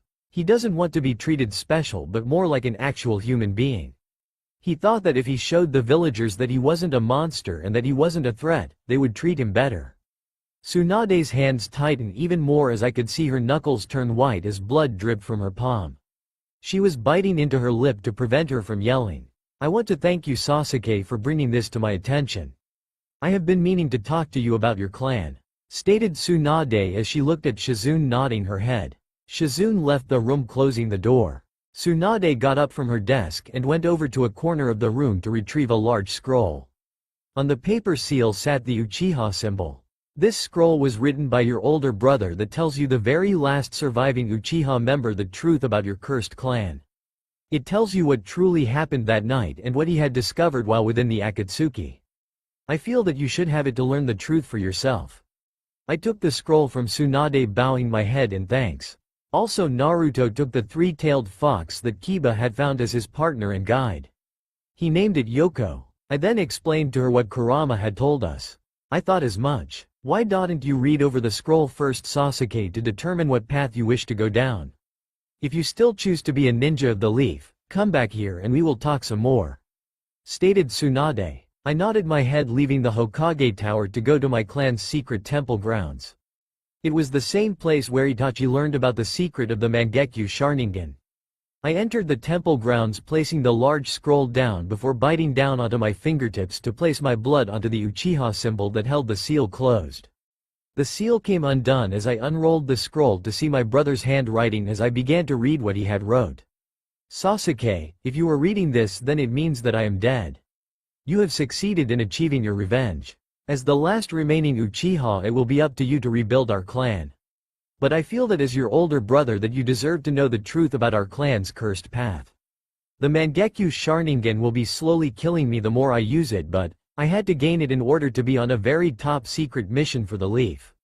You possibly think that I have betrayed you and our clan and killed everyone, including our parents. But please believe me when I say that I didn't. I am to join a group known as the Akatsuki to find out what their plans are and why they are after the tailed beasts. I have to become a rogue ninja with considerable power in order for them to even admit me into their group. At the time, some of our clan was going to start a coup against the third Hokage. The key to start this revolution was to release the seal that holds the 9 tails. Basically kill the host whom holds the Kyuubi no Yoko, Naruto Uzumaki. As one of the Anbu, I would at times watch after the young child as he was about the same age as you. But knowing you, you possibly thought that you were too good for the likes of him. Would it sway you if you knew that I would protect him from getting beaten up and sometimes killed by the villagers? That some of us Anbu helped him by arranging for a place for him to live when he was kicked out of the orphanage at the age of 4. That this very Naruto is the son of one of your idols, the 4th Hokage. No one knows this fact as his true name is Naruto Namikaze Uzumaki. I know how everyone looks at him like he is a monster.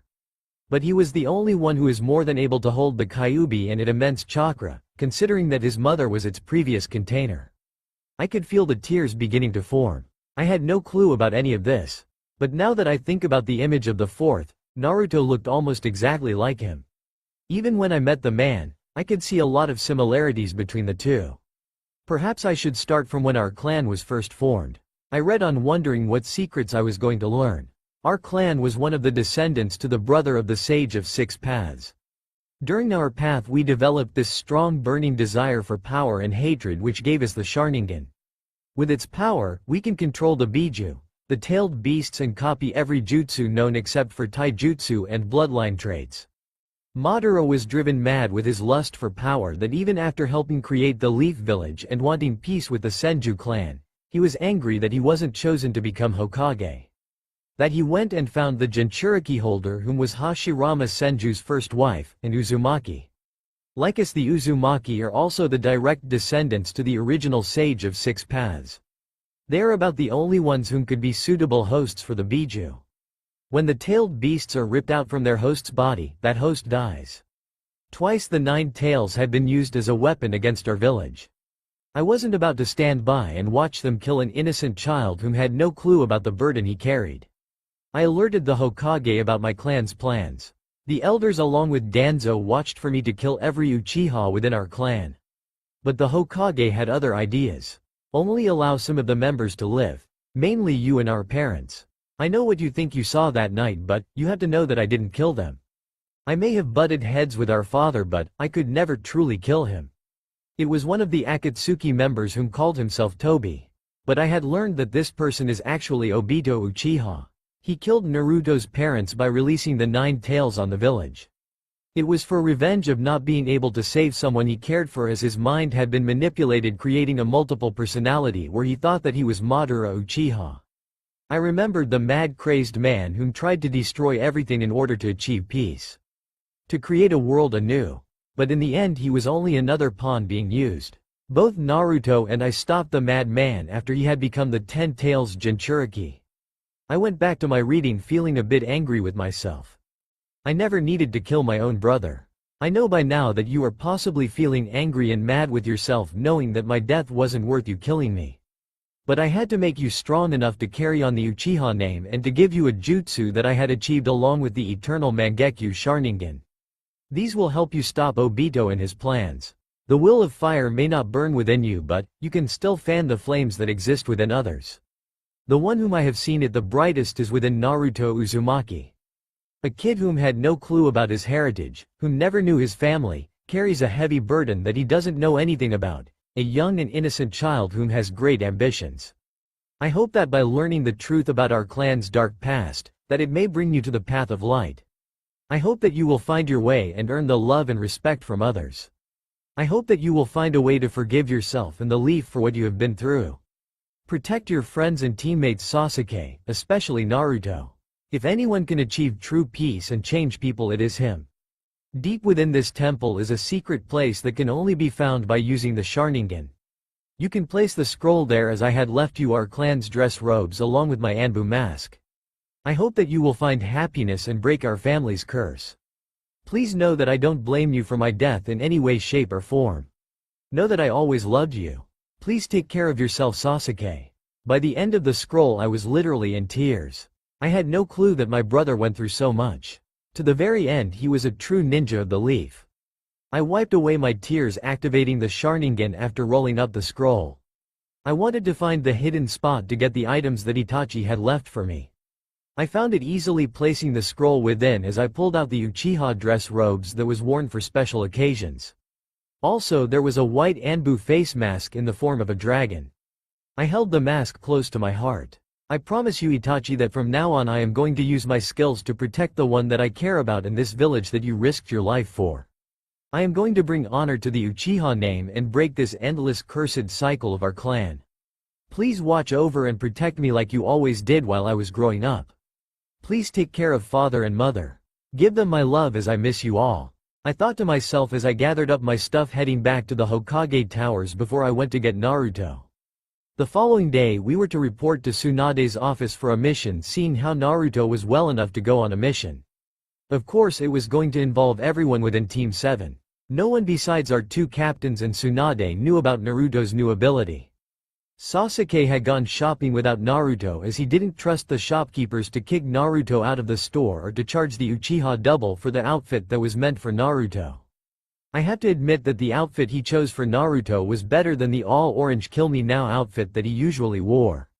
Naruto now wore a white vest with the area all around the shoulder blades in Naruto's favorite color orange. Underneath the vest, Naruto wore a dark blue short-sleeve muscle shirt and a mesh long-sleeve shirt underneath the t-shirt. Naruto also wore a pair of black Anbu-style pants and his usual ninja shoes alone with headplate. Who knew that the Uchiha had good fashion sense?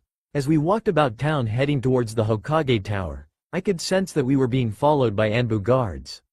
I guess Tsunade was taking steps to ensure Naruto's safety, especially now that we have a three-tailed fox acting as our guide and partner. Yoko knew to obey any command given to him by my host. Yoko wasn't totally defenseless, as like most Biju he possessed great strength, increased agility, and sharp reflexes. He could produce the Biju bomb, but it was nowhere as powerful as my own. Yoko also had the power to produce a kitsune flame. The intense power of these flames could incinerate a person in seconds. We arrived at the Hokage Tower. As the second we arrived, Sakura pounced on Sasuke, earning a low deep snarl from the Uchiha. "I have missed you, Sasuke.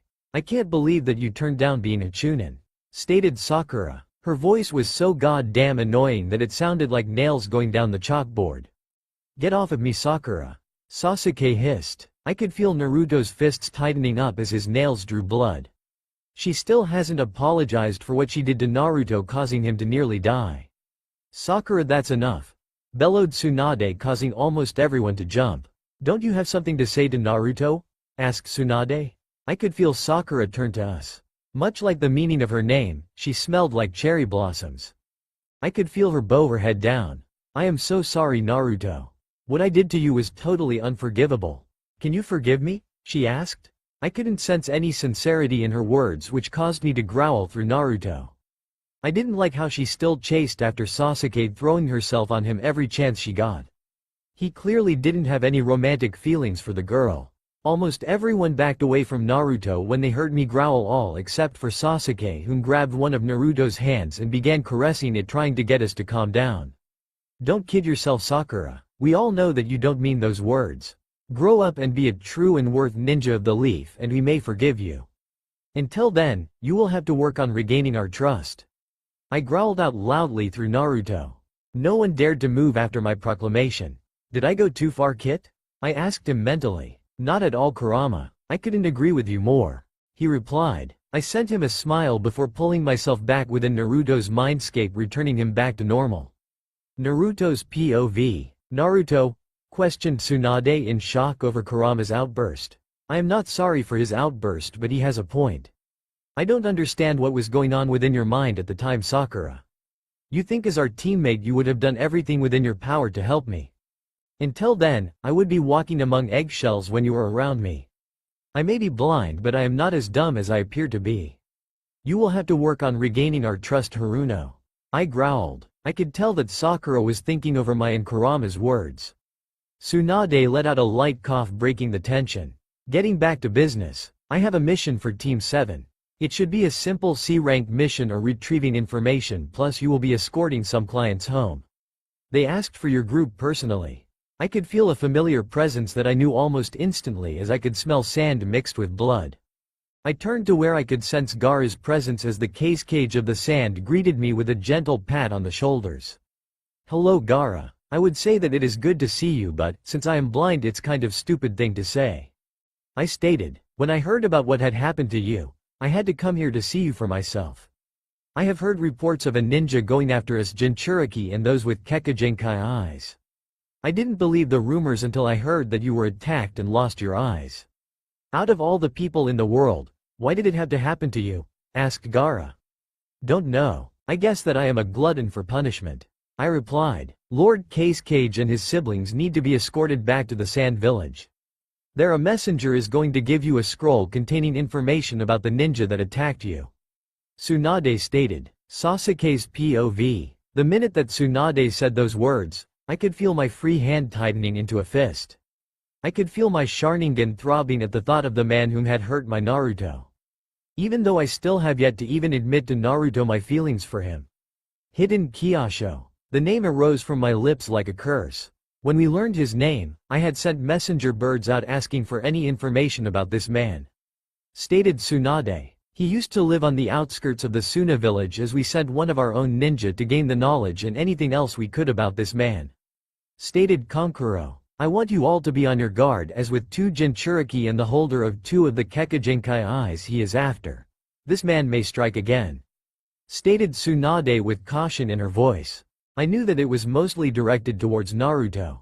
Don't worry Lady Tsunade. This time we will be prepared for the worst. Stated Kakashi-sensei as he then told us to go home and prepare for the journey. We will meet at the main gate in 1 hour. I quickly pulled Naruto out of the tower before Sakura could attack me again. I honestly wished that she gained a clue that I don't like her. Sasuke, slow down, Naruto cried out. I didn't realize that I was yanking him so hard that I had forced Naruto to let go of his hold on Yoko. Naruto was trying his best to keep up with me as he often stumbled. I stopped suddenly catching Naruto before he could fall flat on his face. I am sorry Naruto. I apologized as Yoko came up and took his spot next to the blonde. I understand that we are in a rush but, please remember that I am not as fully functional as I would like to be. I ruffled Yoko's fur as I allowed Naruto to grab a hold of his collar as I let go of my hold on Naruto's hand. I will remember next time. I just needed to get away from Sakura. You think by now she would learn that I am not interested. You know that she will never give up the dream of being the future Mrs. Uchiha. Naruto laughed as we continued to walk towards our home. The only benefit of having Naruto by my side was that almost all of the fangirls except for Sakura stayed away from me. I guess being afraid of the so-called demon of the village is a good thing as this way I only have one annoying fangirl to deal with. The only way that I think she will ever gain a clue is if you were seeing someone dating Wise. In the meantime, we should prepare for a possible rank mission. Naruto stated. I understood perfectly what he was talking about as I tried not to shudder at the memory. Our first mission to the Wave Village. That was also supposed to be a simple C-rank mission but it soon escalated into an A-rank mission. Just thinking about it sent chills up and down my spine. But this time I would be ready for anything. Hidden Kyosho wasn't going to set his hands on Naruto. Naruto's POV. Sasuke and I were the last ones to make it towards the gate. It probably took us longer to prepare seeing how I was blind. I had grabbed my reverse summon scroll as I sent a few shadow clones to Mount Myoboku to gather nature energy just in case that I had to go into sage mode. I had taught Sasuke the hand signs for the reverse summons this way if I was in the middle of a battle, I had someone who could do the jutsu. Word about my blindness had even reached as far as the Toad Village. I had summoned Gamakichi in the backyard to bring my clones to the Toad Village. According to Gamakichi, the great grand Toad Sage had predicted about me losing my eyes but, I would overcome so much because of it. I wondered what else he had predicted or knew about. When we were close enough, I could hear Sakura's shrill voice. Yoko growled at the girl to stay away from me and Sasuke. I think that both foxes were a bit overprotective of me. They both didn't trust Sakura to do something stupid. Kakashi-sensei had me and Yoko out in front because of our heightened senses as we would easily be able to detect any danger. Sasuke took up the rear of the group with Yamato-sensei. Kakashi-sensei was next to me and Yoko as Sai stood behind us and in front of the Sand siblings. While Sakura stood behind the Sand siblings and in front of Sasuke. Once the formation, we set out on our way. Kurama and I had set up a way that I could easily activate his eyes the moment that I detected any potential danger. I just hoped that our mission wouldn't turn out being a rank 1. It wasn't because that I was afraid that I wouldn't be able to handle an A rank 1. I was more worried about the others finding out about my demonic eyes and the simple fact that I could see when I had Kurama's eyes activated. It would take us 3 days to reach the Sand Village. As we traveled, Gaara asked me about Yoko. He thought that I had found a way to summon Kurama from beyond the seal. I had explained to him that Yoko was found by Kiba Inuzuka and Team 8 while on a mission to shut down a black market ring that was sealing animal pelts as these pelts would have more than one tail. I told Gaara that according to Kurama before the Biju were sealed within us, they may have taken on mates. These mates would bear cubs with multiple tails. Yoko just happened to be one of Kurama's ancestors. I see. I have been wondering about that since I have seen the 3-tailed fox by your side. On a more personal question, why are you and Kurama so mad at Sakura for? Gaara asked. It surprised me that he had heard my outburst but didn't understand why we were pissed off with her. I had explained what had happened when Hidden first attacked us, resulting in my blindness. I could feel Gaara's sand leaking out of his gourd as he wanted to kill Sakura. Gaara took several long deep calming breaths, calming himself down before he did something that he was going to regret. If I wasn't the case cage and good friends with the leaf, I would honestly strike her down without any hesitation. Now I understand why he is a bit ticked off about that pitiful apology. What was she thinking? Gaara asked in a low snarl. To tell you the truth, Gaara, I don't know. Whatever her reason may be, it is still no excuse for what happened. I replied. Sasuke's POV. I smiled mentally to myself when I saw bits of Gaara's sand come out and head towards Sakura. No doubt that the case cage knew what happened to Naruto. Suddenly, without warning, I could see Naruto tense up as he pushed Gaara behind him.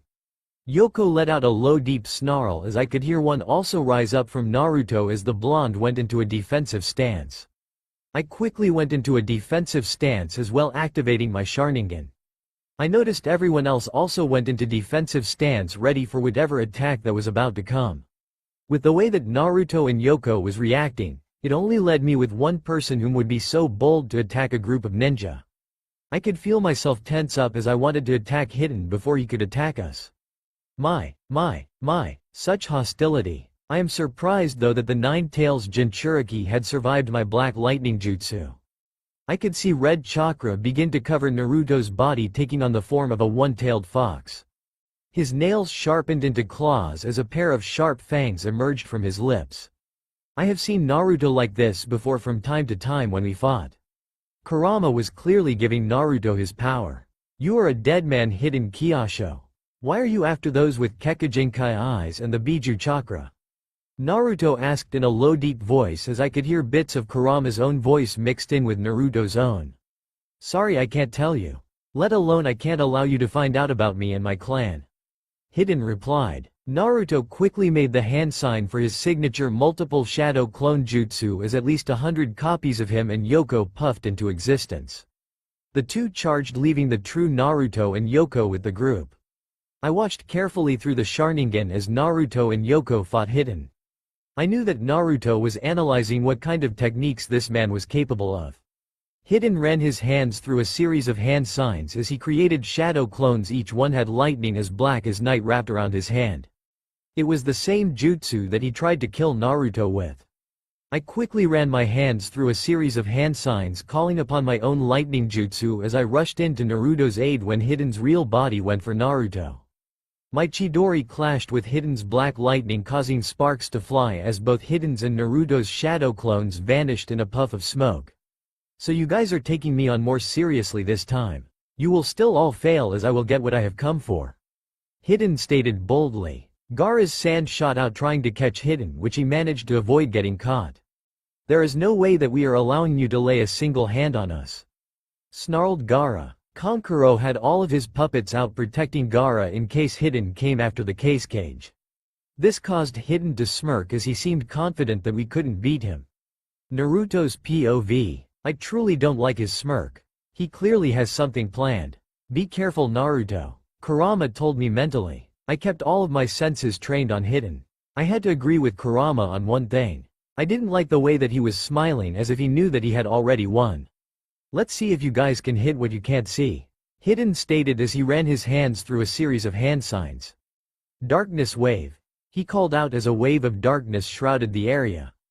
Kurama's keen eyes could see clearly everything despite the darkness that surrounded us. Yoko allowed a light flame to be produced by his tails, allowing everyone else to see.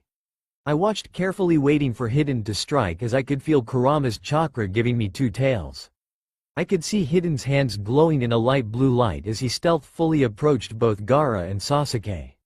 I had no clue what he was planning, but I knew that I had to stop him. I moved with a burst of speed, placing myself in between Hidden and his targets. His hands hit my headplate, which was covering my eyes, causing it to shatter. I could hear everyone gasp when they saw my glowing Kurama eyes as the darkness wave dissipated.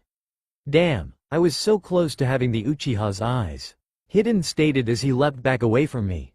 I could feel my rage boiling, causing me to sprout a third tail. Everyone get back, commanded Kakashi-sensei as I charged wildly at Hidden. I was blind with rage as I noticed my team back away from me just in case I went into a fourth tail state. I couldn't easily control myself in that state. Hidden noticed my enraged state as I think he realized just how dangerous I was. Perhaps I think it is time for me to take my leave. He stated, "You're not going anywhere." I growled as Charka arms went to grab Hidden before he could escape. Hidden screamed out in pain as I grabbed him and slammed him into the ground hard. When the rubble cleared, I had found that he had used a substitution to escape. I would love to play some more with you, Nine Tails. But after seeing your display of power, I think that I need to rethink my strategy. Until next time, Hidden called out before he vanished from sight. I will kill you, Hidden Kyosho. I roared out. After I had felt his presence was completely gone, I began to power down Kurama's chakra. I turned towards my group to see everyone look at me with fear in their eyes, for I had become a monster. I didn't want to be a monster in their eyes, but now they have truly seen what I am capable of, as they all feared me with good reason. I could see the fear in Naruto's demonic eyes as he thought of himself as a monster. It broke my heart to see him like that. Gaara was the first one to move as he went up to the blonde, whom looked almost like as if he was ready to bolt. I could hear Naruto mutter to himself that he was a monster. Naruto, you are not a monster. You have everyone back at the Leaf Village whom cares a great deal for you. Gaara stated in a soft-spoken voice. Naruto took a step back away from Gaara as he snarled at him. Yeah, right. My whole entire village hates and despises me. Even after saving them twice from total destruction, they still see me as a monster. You are lucky, Gaara. Everyone back in Suna loves you as you have earned their respect. No matter what I say, and or do they still fear and hate me? No one cares about me. Naruto growled. That's not true, Naruto. You have the other teams, their captains, Komamaru and his squad, Lady Tsunade, the people at Ichiraku, Iruka-sensei, your captains, and us. We will never see you as a monster, Naruto. You have more people than you realize whom care for you. I snapped at him. This caused Naruto's eyes to widen before I noticed his demonic eyes begin to change to a dull glassy blue. It then clicked in my mind. Kurama must have given Naruto his eyes to see, but he could only use them for missions. It would be almost the same as my Kekagenkai. I felt that now was a good time to tell Naruto how I truly felt. I could feel a smirk cross my face, as it would forever end Sakura's endless obsession with me. The truth is that you have someone whom loves you a great deal. I stated. This caused Naruto to raise his brow in question. Really? Who? All I know of is Hinata, and even her feelings towards me have changed, as all she sees me is as a friend. Replied Naruto. I was close enough to Naruto that I could grab him and pull him close. No, it's not her, I stated as he looked at me in confusion. It's me, you dweeb. I love you, Naruto Uzumaki. What? Roared out Sakura in shock. Even Naruto looked shocked at my declaration. Ha, ha, very funny, Teme. Naruto stated. Fine, I will prove it to you and everyone else here my feelings. I stated as I grabbed Naruto, pulling him close. Before he had a chance to struggle, I placed a soft and gentle kiss onto Naruto's lips. I poured all of my feelings and emotions into the kiss. Naruto's POV. My eyes widened considerably as Sasuke kissed me. This wasn't like our first accidental kiss. This one was filled with all of Sasuke's emotions and feelings. I found it hard to believe that my one-time rival and fellow teammate could have these kinds of feelings towards me. It is about damn time that he finally admitted it to you. Kurama stated in the back of my mind. Wait, you knew all this time? I yelled at the fox. When and how did you know? I asked him. I knew ever since you were healing after being attacked from Hidden. Sasuke admitted to you how he felt and how wrong he was to leave. He was blind to the truth. Now that he is back home, he made a promise to bring back your ray of sunshine and to get you to smile again. Kurama replied. Why didn't you tell me? Because it's not my place to tell you. It is for you to decide whether or not you are going to accept and return his feelings. Kurama answered. Soon I pulled back away from Sasuke as I could feel myself blushing. I wasn't sure what to say. Sasuke. It's all right, Naruto. You don't have to return my feelings right away. Sasuke stated softly. No, no, no, screamed out Sakura as I could hear her charge at us. Sasuke was supposed to be mine. How dare you, Naruto? You have taken everything from me, she roared out. I was totally confused by what she meant by that.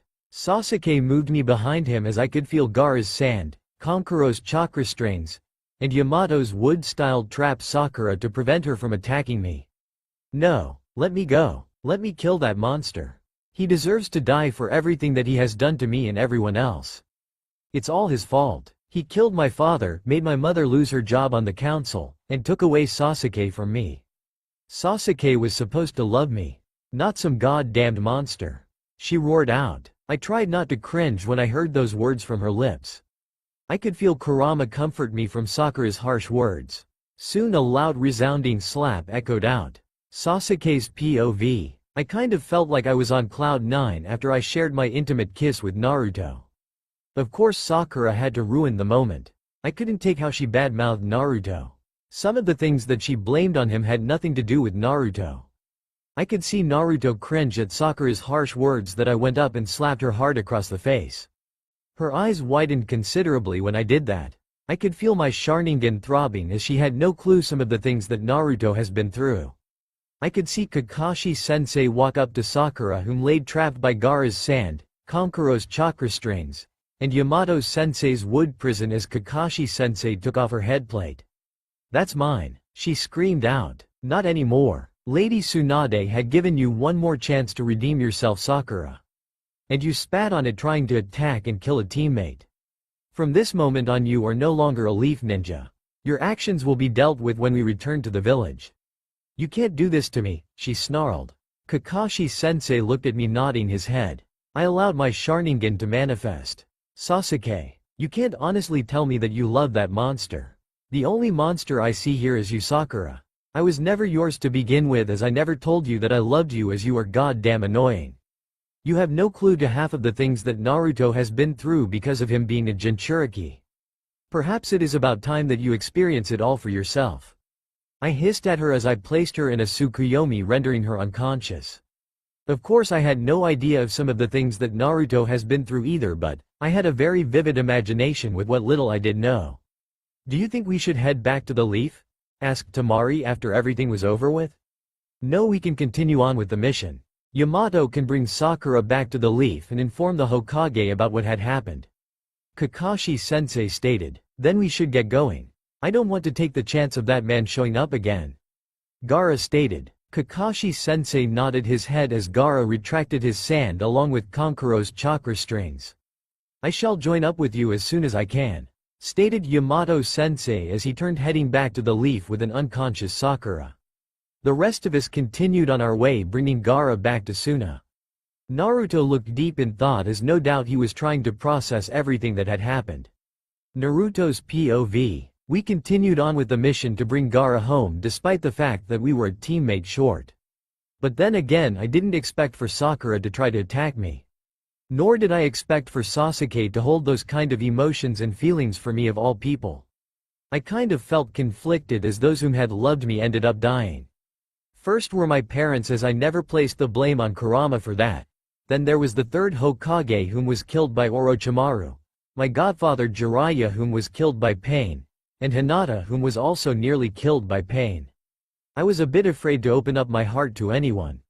Even though I would possibly never admit this to anyone, not even Sasuke, but I felt like our bond has gotten stronger than ever since he had returned to the village. He too had lost a lot of people whom cared for him. But he got to actually know these people and live with them as he witnessed them being killed. I never truly got to feel what it is like to feel the love from another person my entire life. "Hey Kurama?" I asked, mentally earning a questioned growl. "I thought that you hated the Uchihas because 2 of them used you as a weapon." "That's true, but Sasuke feels different." I could hear sincerity in his words as he apologized for the actions of his ancestors. He promised that he would never use us like that. "He missed your smile and rambunctious attitude. And to tell you the truth, so do I. So you wouldn't be upset if I did return his feelings? Naruto, I am only a part of you. It is your body and your emotions. I say give him a chance. He became a genin again for you, took you in when he realized that you would never see again, and he has done so many other things all for you. It is up to you if you are going to return those feelings," Kurama stated. I thought over what the fox said as I got his impressions about Sasuke. He didn't truly hate Sasuke despite him being an Uchiha. "Hey Kurama," I stated, earning another questioned growl. "Thanks. Anything for you, Kit," he replied. As we continued on with the mission, I apologized for snapping at Gaara. I had no right to take my anger out at him. It's all right, Naruto. It is perfectly understandable. I just had no idea that your life hasn't gotten any better since the 4th Ninja War. You know, if you need someone to talk to, you can come and see me. Gaara replied. I can't pull you away from your duties as Cage. I stated in shock. Naruto, you are my friend, as you need someone who truly understands what you are going through. Regardless if I am the Cage, I will always make time for my friends. Plus, I kind of owe it to you as you had helped me out in the past. Replied Gaara. I knew precisely what he was talking about. Give it up, Naruto. Gaara is too stubborn to drop this. If we have learned anything, it is that he is determined to help others out no matter what. Not that it is a bad thing. Kankuro stated, earning a smack possibly from Temari. Gaara couldn't help but to chuckle at the two of them. It warmed my heart to see Gaara not as closed off as he once was when I first met him. All of us Jinchuriki had one thing in common. We were all viewed as monsters and demons in human form, to the point where it resulted in the villagers hating and fearing our existence. Thanks, Gaara, I replied with a genuine smile on my face. So, you and Sasuke? I am not certain about that. He has no idea what it means to be in love or involved romantically with a Jinchuriki. Well, you should tell him. If he truly does love you as he says he does, then he will accept everything that is entitled to being involved with a Jinchuriki romantically. Gaara stated. He's right, Naruto. After this mission is completed, you need to talk to Sasuke and tell him everything. All of it, Kurama stated mentally. Sasuke's POV. It warmed my heart to see Naruto become almost like his usual cheerful self once again around the Sand siblings. Naruto. Sai stated, grabbing the blonde's attention. About your eyes. Naruto unconsciously touched his blind eyes, as we all knew that someone was going to say something sooner or later. He no longer had a headplate covering his blind eyes, seeing how hidden shattered his. It's almost the same as my Sharingan and Rinnegan. The 9 tails is giving him his eyes to see. I stated. Sasuke is right. The only ones who knew were myself, Lady Tsunade, and Yamato. Kakashi-sensei added. I was afraid of how people would react if they saw them. I am only to use the ability during missions. Kurama and I have set up a way that I can activate them when I need to. I am sorry that I didn't tell you guys. I was kind of afraid of your reactions. Naruto stated sadly. You should have had more faith in your teammates, Naruto. Granted, I can understand your need and desire to keep them a secret. I, however, don't see you as a monster. It is thanks to you that I was able to discover some of my own hidden emotions. Stated Sai. Tears streaked down Naruto's face as he was speechless for words. Hold on, Naruto, before we go any further. I need to give you a headplate until we get back to the village. Kakashi-sensei stated, holding out Sakura's headplate. Yoko took the object in his mouth, handing it to Naruto, whom tied it around his arm. Kakashi-sensei, what did Sakura mean by the fact that I took everything from her? Naruto asked, as I have been wondering that too. Why don't we set up camp and I will fill you all in? Stated Kakashi-sensei. Naruto's POV. After camp was set up, we all sat beside the warm fire. Yoko was curled up next to me as his head was in my lap as I occasionally petted him. As you and Sasuke know, Sakura isn't from any clan like you, as her family are civilians. I nodded my head that this information was nothing new to me. I remembered meeting Sakura's mother once when we became genin. She stared at me with such hate-filled eyes. I recalled that several times she led mobs of villagers to attack me when I was younger. I couldn't understand why the woman would act one way around her daughter anytime I was near and then turn around and try to kill me. Well, it happened around the same time that you were born, Naruto, and the 9 tails attacked. Sakura's father was helping lead some villagers to safety. But none of that was Kurama's fault. He was forced to attack the village. No wonder why Mrs. Haruno tried to attack me several times. She must think that I am Kurama like everyone else does. And since Mrs. Haruno was on the council and the 3rd Hokage found out what she had done to you, she lost her job. Then there is the matter of Sasuke. Stated Kakashi-sensei. I always knew that she was an obsessive fangirl since we were kids. Not once did I ever show any interest in her and or any romantic feelings towards her. Or any other girl for that matter. Sasuke growled. I could feel Sasuke's burning gaze on me, causing me to gulp in fear. Why did you promise her to bring me back to her anyway, Naruto? Remember how I said that my Nindo way was to never break a promise? Well, it was shortly after you had left to join Orochimaru. Sakura made me promise to bring you back home. I knew how much she cared for you. I wanted to please her and bring you back because I knew that Orochimaru was clearly going to use you. But we all know how that turned out. Why did you come back, Sasuke? I asked. To tell you the truth, I missed someone very deeply, as he always tried his hardest to make me realize how much of an idiot I was. I had discovered just how much this person truly meant to me, replied Sasuke. I could feel a visible blush cross my face. We should get some sleep as we have a long day ahead of us, stated Kakashi-sensei. I had troubles falling asleep as Gaara's suggestion kept me awake. Kurama had also came to the same conclusion as Gaara, that I needed to tell Sasuke everything there is about dating a Jinchuriki or even being remotely involved with one. I even thought over what Kakashi-sensei had told us about Sakura. No matter how hard I tried, I couldn't hate her for her and her family's delusions about me. What's the matter, Naruto? Can't sleep? Called out a soft voice. I recognized it as Sasuke's. Too much is on my mind. Can we go somewhere and talk for a bit? There is something that you need to know about me before you truly want to commit to this relationship, I replied. I could feel Sasuke take me by the hand, leading me away from the camp and the others. Sasuke's POV. Once we were a good distance away, I turned to Naruto, wondering what could be so important that it would make him doubt my feelings for him. Alright, Naruto. Spill, I stated kind of roughly. Naruto began telling me about how once every year he would go into heat. Heat? Where I crave. Remember during spring when I couldn't do any missions for the whole month, maybe weeks at a time? I remember. Oh God, during those times, I felt like such an idiot. Naruto was hardly ever sick except during spring. Even when he was injured, he healed abnormally fast. Part of it was thanks to Kurama, the other because of his Uzumaki blood. Yeah, I would want it so badly. To prevent myself from hurting anyone or forcing me onto them, I would lock myself within my home. Well, during these heat phases, if I had a willing mate, significant other, Naruto replied, pausing as I allowed him to continue. This mate can be male and or female, as we Jinchuriki have no gender preference. But I would mark them as my mate, transforming them into a half-demon, Naruto stated. I felt myself touching the mark Orochimaru gave me as the image of my cursed form crossed my mind. And if your mate was male? I asked, still processing what Naruto just told me. Well, depending on who is the seam and the uke, depends on who becomes pregnant and carries the cubs. Wait, you mean to tell me if you and I have, one of us could get pregnant and have children? I asked in shock. Naruto just nodded his head weakly. I didn't know whether to be overjoyed or completely in shock. Since I had fallen in love for Naruto, I had given up the idea of rebuilding the Uchiha clan. But now Naruto was telling me there was a chance that I could still rebuild my clan with him. I could sense that there was still more that he needed to tell me. What else, Naruto? I questioned. By marking a mate, they will be able to see and hear Kurama in the same way that I can. We would be able to talk within each other's mind. Remember how I told you they would become a half-demon? Well, they too would gain not only a demonic form but also an inner demon as well, kind of like Kurama. This mark will bind us together forever.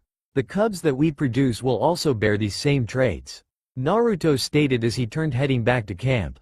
I will understand if you want nothing more to do with me because of this, Sasuke. I caught Naruto in a tight hug before he could leave, as I could see tears begin to form in his eyes.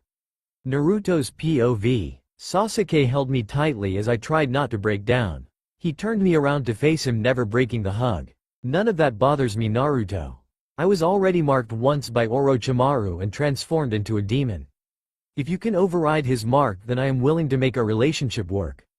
Do you remember when we were kids and Kakashi-sensei made us tell everyone our goals? Yeah, it was to kill a certain someone and to rebuild your clan. Exactly. Now I can still do that with the one person that I care for most in the world. Nothing else matters to me anymore but you, Naruto, Sasuke stated as his words vibrated to my very core. He truly means it, Kit. I didn't think that it was possible, but this Uchiha brat truly loves you with all of his heart and soul. He is our true mate, our soulmate, Kurama stated. Sasuke reached up, wiping away the tears that were forming within my eyes. I pulled Sasuke closer to me as I kissed him long and hard. I could feel him deepening the kiss as I moaned out, allowing him to snake his tongue into my mouth. I could feel our bond grow even stronger than ever before as I could sense and feel what Kurama meant. I knew then that I too had fallen for Sasuke Uchiha. Our kiss began to get more aggressive and rough that I was forced to break away when I needed to breath. During our kiss I could tell almost instantly that I would most definitely be the Uke in our relationship. I love you Naruto Uzumaki Namikaze. Sasuke whispered using my full name. I love you as well Sasuke Uchiha.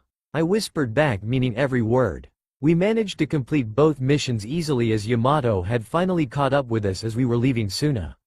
He was accompanied by Shikimaru Nara, Ino Yamanaka, and Choji Akamichi. They were brought along just in case Hiden decided to attack again. Naruto had decided to tell the trio up front about our unique situation involving him being able to use my eyes to see. Naruto, are you certain that it is wise to trust them with this information? Asked Kakashi. It is just as Sai stated. I should have more trust especially in my friends, colleagues, and teammates. I don't want to keep living in fear of how people see me. I know that they are wrong about me and about Kurama. Naruto replied. This brought tears to my eyes as I was glad that my kid was finally standing up for himself. We understand and are sorry if we ever gave you the impression that we thought of you and or the Nine Tails as a monster, Naruto. Shikimaru stated as Ino and Choji nodded their heads in agreement. I am proud of you Kit. I would keep it up even when we return to the village. I don't want to see you depressed anymore. I say to hell to what they think about you. We both know that it's not true. I told him, I will try my best Kurama. Naruto replied. I sent him a large mental image of a toothy grin causing Naruto to laugh mentally. We made it back to Konoha without any problems as we had to report to the Hokage's office. I have noticed that since we have been back, we haven't received as many hate-filled glares. I could sense that Naruto was wondering what happened to Sakura and her mom. Naruto couldn't bring to hate them for what they believed and what they tried and or have done to him. Sometimes I think that you have too kind of a heart Naruto. Is that a bad thing Kurama? Naruto asked me. Not really Naruto. If I have learned anything about you is that you don't get mad and or angry easily. You tend to forgive people even if you have been through the toughest things because of them. I can see a lot of father more than your mother within you. Do you think they would be proud of the accomplishments that I have made? Without a doubt Kit. I know that I am proud of how far you have come. Gosh you flatter me Kurama. On a more serious note, before your relationship with Sasuke gets serious, you should tell Tsunade. Just to give her a heads up about it so when you do bear cubs, she will have to monitor your and the cubs' health. She will also have to help you through the birthing process. Alright Kurama. Naruto's POV. When we arrived at the Hokage's office, I could hear Tsunade leap up as she rushed out from behind the desk towards me. She scooped me up into a bone-breaking hug. I could feel the tears dripping down her face. I am so sorry Naruto. I feel responsible that I allowed Sakura to go with you on your mission.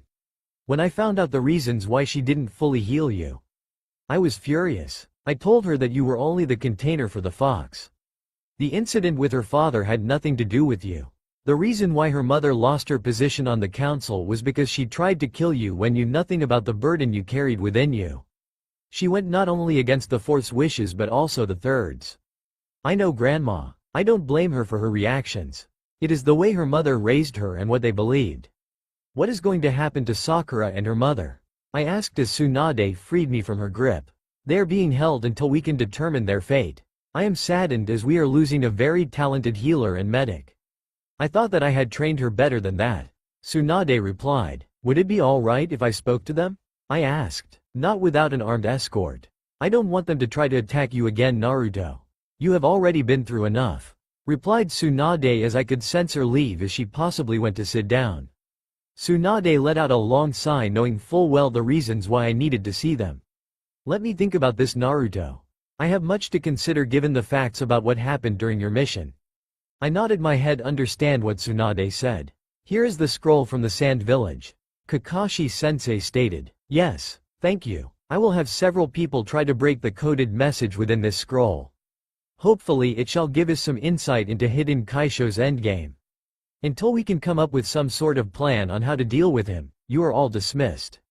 Except for you Naruto. You and I need to talk. I kind of gulped at the harshness of her words but said nothing as I only nodded my head. I will meet you at home Naruto. Sasuke stated as he gave me a quick peck on the cheek. I kind of blushed at Sasuke's openly show of affection. Not that I was bothered by it, but I had no idea if the village had any rule and or regulations when it came to two of the same s having romantic relationships. Everyone left Tsunade's office as I was told to sit down as a chair was brought in for me. Tell me what happened and why Sakura attacked you. Tsunade stated calmly. I held nothing back as I told her everything, including the parts about Jinchuriki being able to take on male mates and bearing cubs.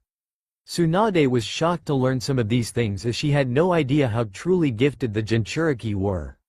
I see. Sasuke and I are going to take this one step at a time. We don't want to go rushing into things. I decided to be a bit more open about the fact about my eyes. Team 10 already knows as well as my own team. I don't want to continue to live in fear about how others see me. I am glad that you have finally come out of your shell and dropped your mask. You seem a bit happier than usual. I guess I am. Even with all of the things I have been through, I was still able to earn someone's love and to have those who know me best don't think that I am a monster and or demon. I don't think that there are any law forbidding male relationships. Just let me know when you do go into heat decide to have children. Will do, grandma, I stated, leaving the Hokage's tower. Kurama's POV. As we journeyed back to the home we shared with Sasuke, I came into the realization of the date. With everything that has been going on, I haven't realized that Naruto's birthday was tomorrow. It was the same day that I was sealed within my current host after being ripped from Kushina. I wanted to do something special for Naruto's birthday, but I couldn't think of anything that I could give him. I don't think in all of the years that I have been sealed within Naruto, not once has he ever truly celebrated his birthday. Usually he spends the day locked within his room armed with weapons in case people broke into his small apartment in order to kill the demon or at least torture him. This year Naruto would be turning 18. I wanted for him to celebrate it with the friends who knew him best. I would have to rely on Sasuke to set it up. Naruto, when we get home, I need to talk to Sasuke. And I don't want you to listen into the conversation. This is a first coming from you, but, alright, replied Naruto. A smug smile crossed my muzzle. Sasuke, I am home. Naruto cried out as he undid Yoko's special collar.